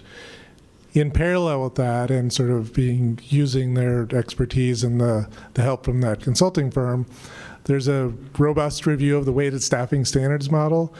Typically, the weighted staffing standards group just makes some tweaks around the edges and the margins, and this is the year that we're going to try and take advantage of the new strategic plan, the new direction, make sure that weighted staffing standards model is in line with the goals of the organization going forward. And then last but not least, there's some significant labor negotiations on the horizon. Preparation for that is beginning, anticipating those to wrap up by the end of August when the contracts expire on those. Is there any questions on this? I just don't want to move along from this one too quick. There's nearly everything of significance that impacts the budget at a school district is in play right now at Seattle Public Schools. So just want to, this is a time for some significant action to happen to move the district forward, I think. So it's an exciting time. In spite of the deficit and all the problems, this is an exciting time. This is an exciting slide. Any variables that you think we left out that are significant? We think this is a pretty good capture, but you might be seeing something that we missed. But these are, this is our rendering of what's out there. The only flag I would make, and I made this flag last year, is that the school budget process happened and decisions were made before the board got to make some of the decisions on things. So want to flag that, want to make sure that that doesn't happen again this year. Indeed, and to that point, if we're moving too fast or we're missing those opportunities, that is absolutely not our intent. So we want to make sure that last year we had 13 budget sessions. This year we have, I think, 10 or 11. Anytime we want to, pause for a minute to make sure that you all are getting good information, good data, we're open to that.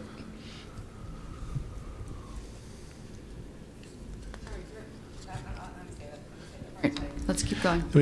I can interject just directly responsive to that question and to provide a little more background on the concerns brought forward by the librarian. So part of the formative process of developing recommendations for the budget and around the school, I convene by board policy, I'm the facilitator of the weighted staffing standards group.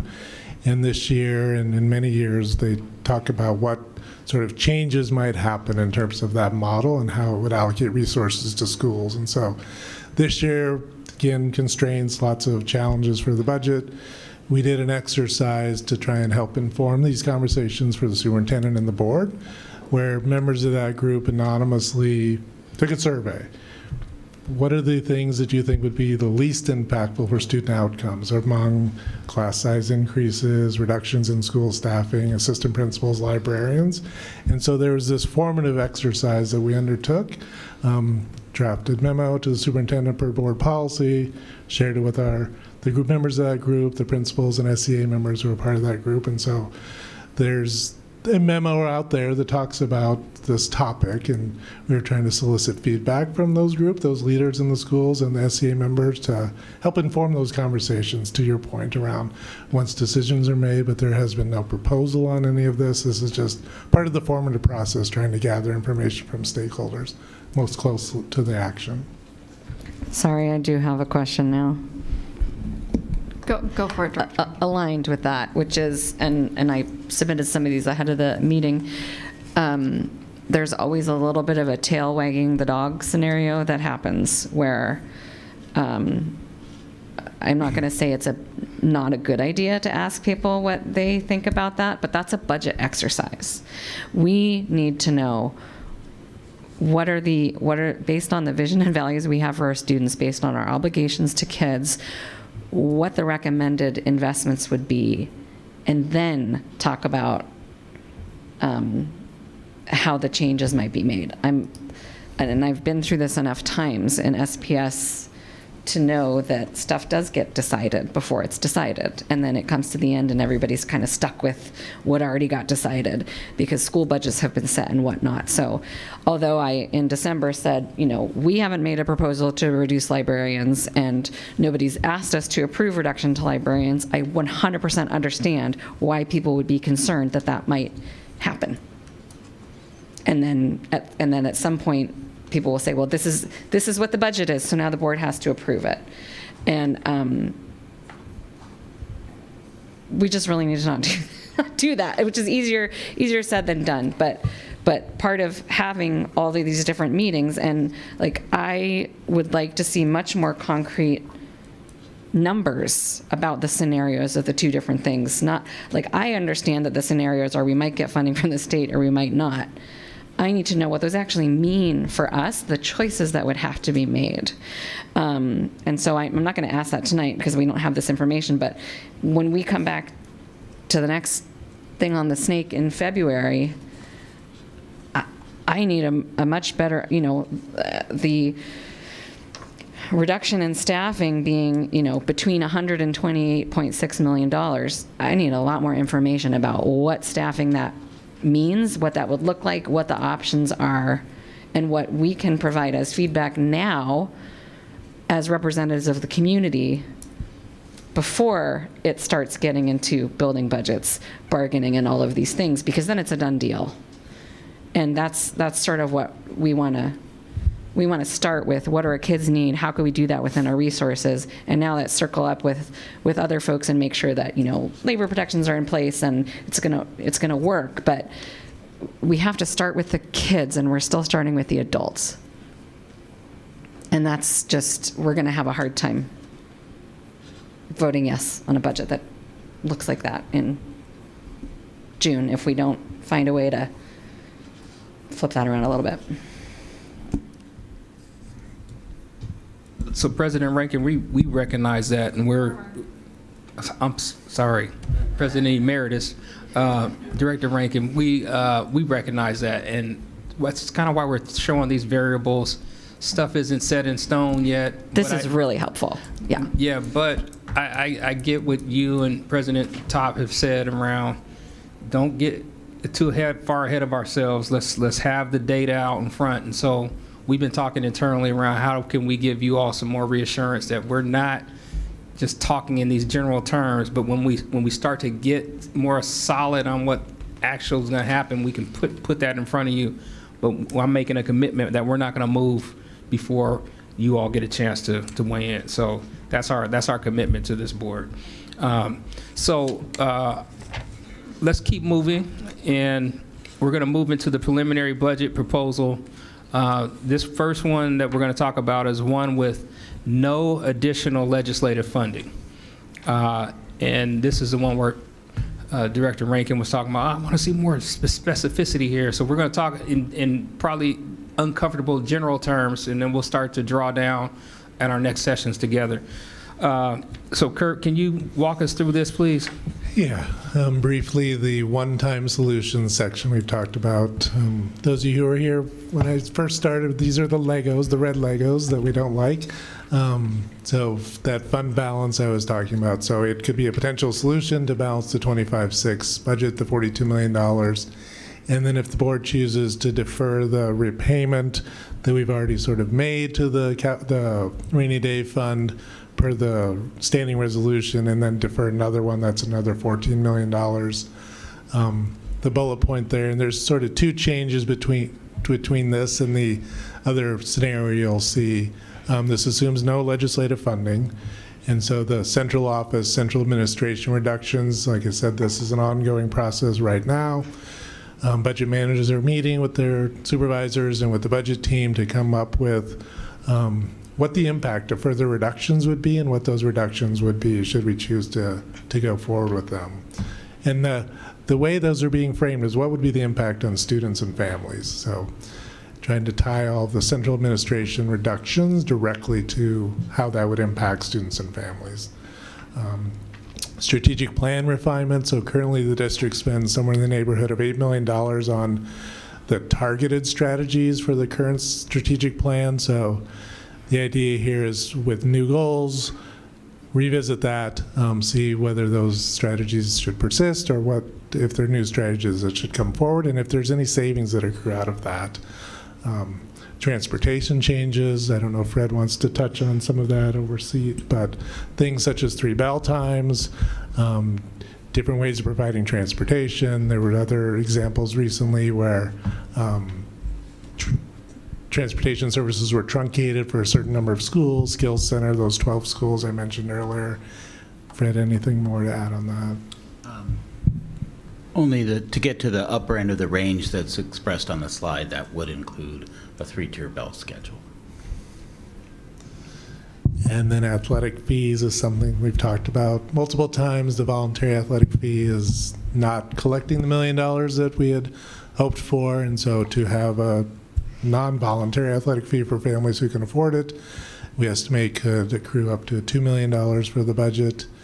And then the thing there on the bottom is these reductions in school staffing, and that would be librarians, increases in class size, assistants in the office, assistant principals, discretionary funding. If you harken back to the fork in the road slide that we had probably more than a year ago now around school consolidations and school staffing adjustments, this is the the other side of that equation. So those are the items that would become necessary should there be no legislative funding. We can go to the next slide, and it is an outline of some potential pros and cons of this scenario. And Dr. Jones, do you want me to cover this, or do you want to lean into this? So pros of this: doesn't rely on the legislature to do anything for Seattle Public Schools. Those school staffing reductions would be ongoing. So it's the next bullet there is it's kind of in line with this long-term planning. So those are pros that we've identified. The cons are the significant part of this equation.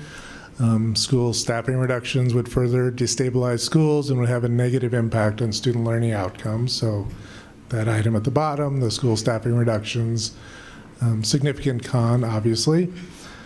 And it also doesn't meet the board's policies. So you'll see it meets one side of the board policy on the pros. This longer term planning doesn't meet the board's policy around making sure all reductions serve students.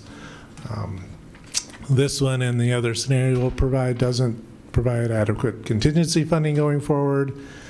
They both continue to erode the ability of the district office to provide adequate supports for students. As Fred mentioned, diluting resources directly in schools could and probably would have potential negative impacts on Seattle Public Schools' future enrollment. And then both scenarios contemplate the transportation impacts and athletic fees. Are there questions on that?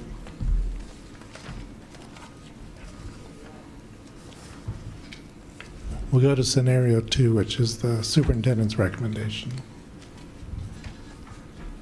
You want to cover that, or you want me to run through it? Please, Kurt. So again, the two one-time solutions are consistent in both. This one does contemplate some legislative funding between $30 and $60 million, and you'll see at the bottom that negates the need for those reductions in school staffing. This also continues to contemplate those reductions at central office, strategic plan refinements, changes to transportation and athletic fees. So the major change there is the school staffing and the legislative investment in Seattle Public Schools.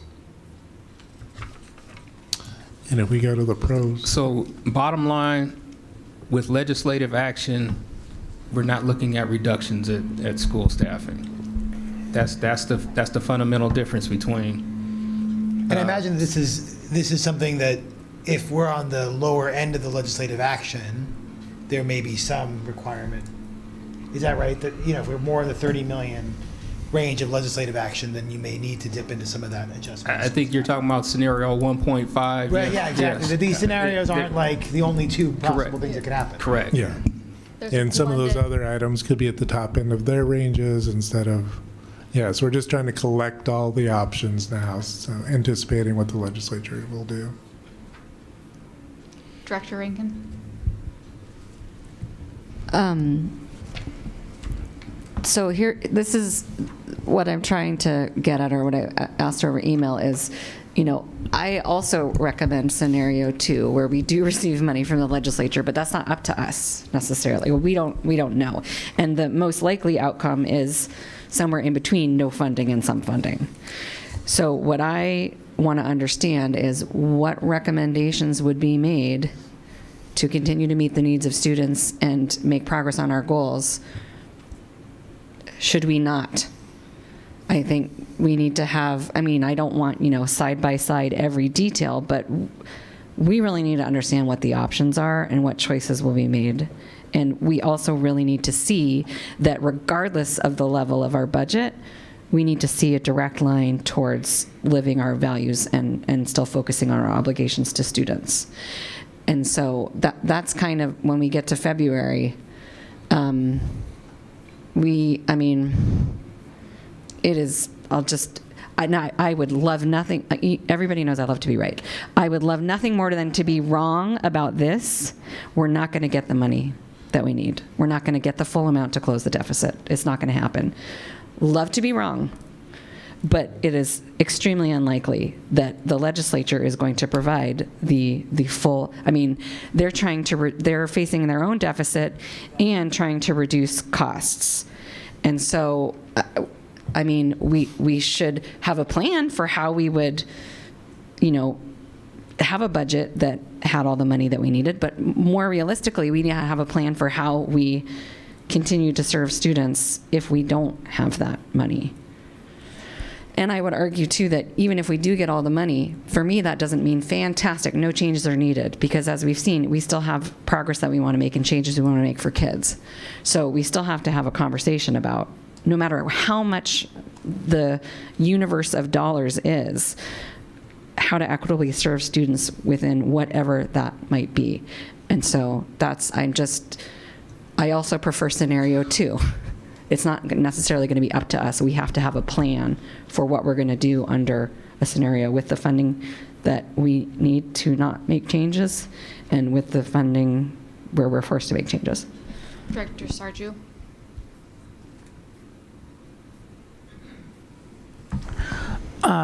One of my concerns with this presentation is that it can lead the community to believe that there's going to be an infusion of cash, when you look at 30 to 60 million. And I guess I am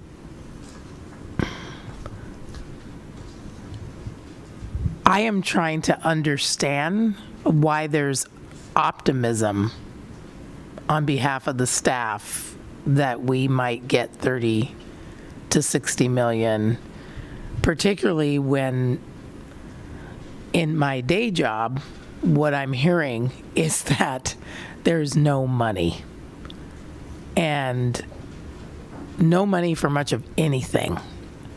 So when I see this, first of all, a range of 0 to 28 million, like that's not really a real range. And it's not like 0 to, there's some number between some number, not 0. And so when I see 0 to 11, or if I were just a community member, I'd be like, oh, well, maybe it'll be 0. Like, that's like a hope and a prayer. That's not going to happen. And so while I understand there isn't specificity, I'm really struggling to understand this belief that we might even get 30 million. Like, where is that Do we want to skip to the legislative update here to answer Okay. that, and we can move on? Does that work? Yeah. That's Yeah. the next slide here, and that might be helpful. Yeah, so good call, President Top. Bev, can you kind of walk us through where we are with the proposals? Thank you. Yes. Thank you. Talking about proposed optimism and why, I believe we all can see and have heard that there's increased attention on K-12 that is spreading. I would like to believe that some of that is due to a lot of the advocacy that has come out of this city and to our current delegation. As you know, that both Governor Inslee and Governor Ferguson now have proposed budgets that highly feature education. We're also in the proposal seasons for both sides of the legislature. We're expecting those budget proposals to come through in March. We have, in between this time, we've actively worked with our delegation so that they understand. We always do, but incredibly so this time, to make sure that they fully understand exactly what we need, and certainly partnering and making sure that we join in with other districts as much as possible to make sure that education continues to be lifted highly at the legislative body. And of course, you know that by the end of April, specifically April 27th, that the legislature will come through with its budget. You've heard it all repeated several times tonight. What are we looking for? The big three: special education, transportation, materials, supplies, operating costs. I suppose we could get more into special education, but if there's increased funding there, that could offset costs and other things that we open up opportunities in other ways. Also looking to support student learning and well-being, and then accessing capital and levy funding. Why be optimistic? We have been so pessimistic. Our kids deserve it. Yes, so we're going to push as hard as we possibly can. Our legislative delegation asked us to put some faith in them that they're carrying our message. We're absolutely doing that. Yes, we are pushing harder than we ever have before. Again, coupled with our levy, all of those things count. Everything matters. 30 million to 60 million, we welcome it. Yes, we're going to be optimistic. Being on the other side of that, and I'm not saying that you're not bringing forth some realism, but we've got to move people, and moving them with a dose of realism and that optimism, we hope that's going to be that winning formula. Just the little hard numbers to that. In 23-24, there was legislation primarily around special education. Seattle Public Schools netted $24 million out of the legislative session in ongoing funding. So the number 30 is not out of the realm of possibility. 24 was a couple of years ago in the major session. That was a record for the state, though. Yeah, 41 was the McCleary year, but 24 was that year. And so it's not just made up from nowhere. The district netted set $24 million a couple of years ago. That was the point I was going to make, is that range, it's well taken, the point that the state is facing its own budget deficit, but they're beyond the big three agenda items. There does seem to be a lot of interest in raising operating levy caps, and for us, just that 30 to 60 range could be accomplished with that. So the scenario 2 with that range of infusion doesn't necessarily even need state funding. It could be local funding. Not necessarily a sustainable solution for everything, but we are talking about the 25-26 budget in the midst of a lot of uncertainty and transition. So we're trying to work on a scenario that might be feasible while all the other things in Dr. Buttleman's colorful chart kind of play out and we know where we're landing. Director Hersey, and then I'll ask staff to maybe wrap us up. Yep. Can we go back to Dr. Buttleman's magic chart? Is that possible? With all the pretty colors? Great. Okay. So it would be cool to see something similar to this that tracks any of the fiscal bills that pertain to us in the legislature. So as we are moving through these sessions, we can know what's in play and what's not. I think a lot of folks who are doing their advocacy down in Olympia, since we can't direct them, would also really benefit from having a visual aid to see what is in play and what's not. So if that's something that our legislative liaison could work on with staff, I think that wouldn't just be a useful resource to the board, but also to community. Director Rankin? Oh, I was just going to say, well, no, never mind. There are a ton of organizations that have that available.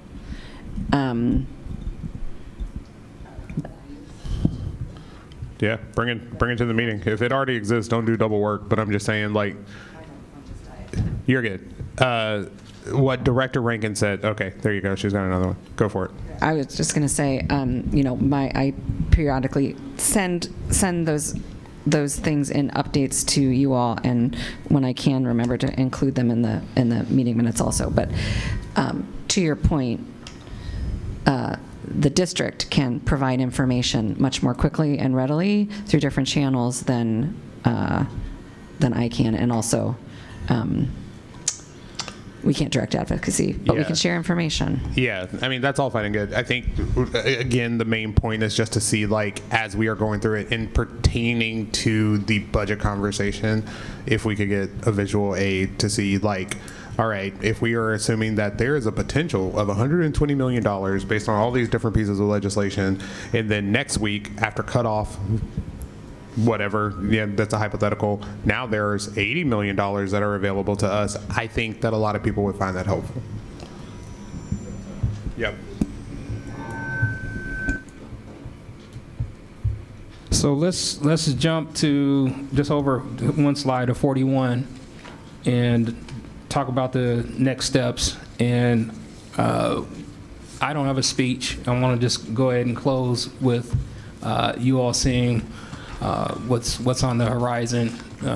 We have the internal technical budget process. Then we have the strategic plan task force advisory work that we're going to stand up that I mentioned to you.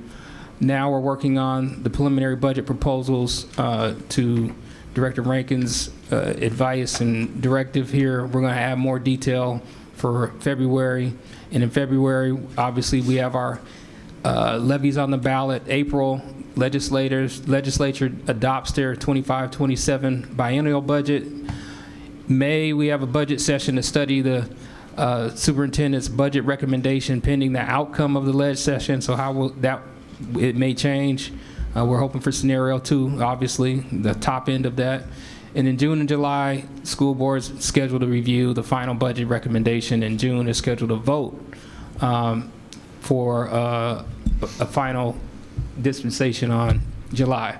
So any direction, questions, thoughts as we go forth and continue to develop and refine this? I think I have a good capture of some of the things through the questions that you all ask, but are there more things that we can do to mature this, make it stronger, more alignment, more integration? I see a lot of cards. Director Sarju? Director Hersey? Oh, sorry. Director Rankin? I was just gonna say that a reminder / request that, we hold these meetings in public, but they're not meetings for the public, they're meetings for the board. So a request / reminder to provide this information also in a community-friendly, public-facing way that doesn't rely on them watching a board meeting. There should be continual communication and education out to the community about where we are in our budget timeline, what it means, how we'll impact them, that I would really like to see happen.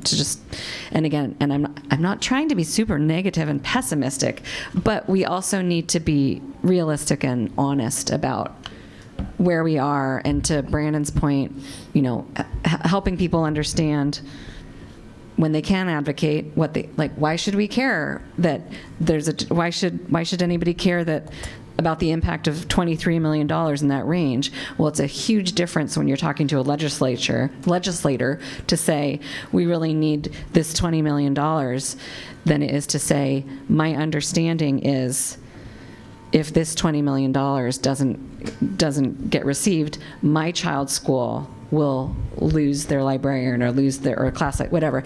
Giving the information to families that they need to not only understand more transparently what happens in the district, but also gives them the information to put their own personal connection to it to then go and advocate with. And that is makes advocacy, just extremely effective to have board and superintendent giving that high level to legislators and have families tell their personal stories. They can't do that as well if they're not getting the information and updates from SPS. We are aligned. Perfect. Okay, good. I thought we might be. Thank you, and I just repeat, the legislative session is going on. This is a huge legislative session. They are talking about education, and so we need to continue pushing and not take our foot off the gas there. Thank you, staff, for this presentation. We're going to move into our last budget item, which is our self-evaluation. I texted many of the boards, some of who've left already, a section of the evaluation for them to do. I think Director Hersey has vision and goals, Director Mizrahi has values and guardrails, Director Rankin has monitoring and accountability, and then I have now communication and collaboration, unity and trust, and continuous improvement.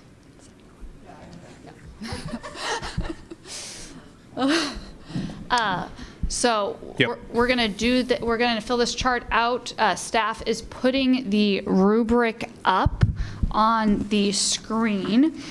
So this is our quarterly self-evaluation. Directors have taken a look at various sections of the evaluation in preparation for our discussion. We're going to work through that now, and then once it's completed, it will be on our next consent agenda. We are also having hard copies passed out. And then what I would like directors to just highlight as they go through and score their section, we can all look at it, but point out which item is the reason why we are not moving up. And then any specific items that you really see that are in the section that we need to focus on that are about time use, because that is the one area we said we were going to be focusing on and tracking closely and working towards our goals. So with that, I'm going to turn it over to Director Hersey for vision and goals.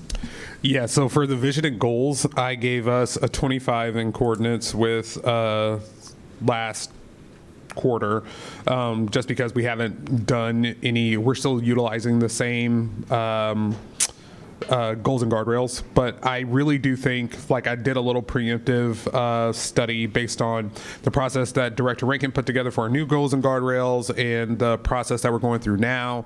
I feel pretty confident that in January and March we're going to have a 35, so I'm excited to improve in that metric, but again, for this quarter I gave us another 25. Any vision and goals. Any disagreement? No, I agree. All right. It's being We're going to track it up here. This is just for screen up here and there, right there. All right. Then we will move on to values and guardrails. Director Mizrahi. And I hadn't actually seen the previous numbers. I wasn't trying to do this, but I had given us a 5. Mostly because we're still in process on this next round of guardrails, and I, similarly, Brandon, think that a lot of things we couldn't score higher on because we haven't done the interim guardrails for our new guardrails. I think once we do, we've done a good job on the community engagement and in the development process. So I think once we're there, I think we're going to skyrocket up next time, but round of 5. Any comments? All right. Director Rankin on monitoring and accountability. All right. Oh, shoot. I took some. Where did I write this down? Well, I very sadly gave us a 0. Because, let's see, we have currently adopted goals. we're about to adopt the new ones. So I think technically we could say we met that because we do have currently adopted ones. Each goal is monitored at least 4 times per year. We have guardrails monitored once. We have adopted a monitoring calendar. We have achieved interim goals in the last 12 months. The 2 things that made me think maybe we're not quite ready to move up is the tracking time use, mainly because we identified that we were inconsistent. And my understanding is that new board office staff will receive training in doing the time tracking for us. Yes, and they don't have it today, but they will have it in our next meeting. Sweet. So I kind of was hard on us and didn't give us a pass for that, even though we have tracked the time, just because we've identified inconsistencies and are restarting that. And then I would say I don't know that we're 100% able to consistently demonstrate customer versus owner issues. We're getting a lot better. I think we're still working on that. So, but I do think we will be able to move to a 10, move up fairly quickly as kind of what we thought we maybe could do. Any comments? So I guess it's a 0. All right. I mean, we're here at 9:30 doing this. I feel like at least get us a point. Come on. So then on to communication and collaboration, and we're so close to a 1. I think we hit everything except the board did not receive the final version of materials to be voted on at least 3 calendar days before the board authorized public meeting during which the materials would be considered. I would love to hit that, but because agendas are being updated still? Yeah. Within 3 days? Yeah. That we're voting on? Yeah, you're right. Yeah. So what's the score? 0. And the next one is, which is down, we were at 1, so that is down. Then the next one is unity and trust. We were previously at a 0. I think we are still at a 0 because we haven't met all the items in number 1, which mainly was, hang on. Oh, the board reviews all policies governing board operating procedures at least once during every length of time equal to the board member's term of office. It's the only one I think we're missing, and I look forward to our ad hoc policy committee creating that calendar and cadence so we can hit that one. And then continuous improvement. Let me just remember what I said. I'm so sorry. This one was Director Briggs. You want me to jump in here? Yeah, sure. I would say it's a 0 because we do not track the average annual cost of staff time invested in governance. Yep. All right. All right. 0. All right, so we're 1 down from where we were last time, but I heard a lot of positivity about where we would be next time. So with that, I think that there being no further business to come before the board, the regular board meeting is now adjourned at 9:25. Thank you all for staying so late.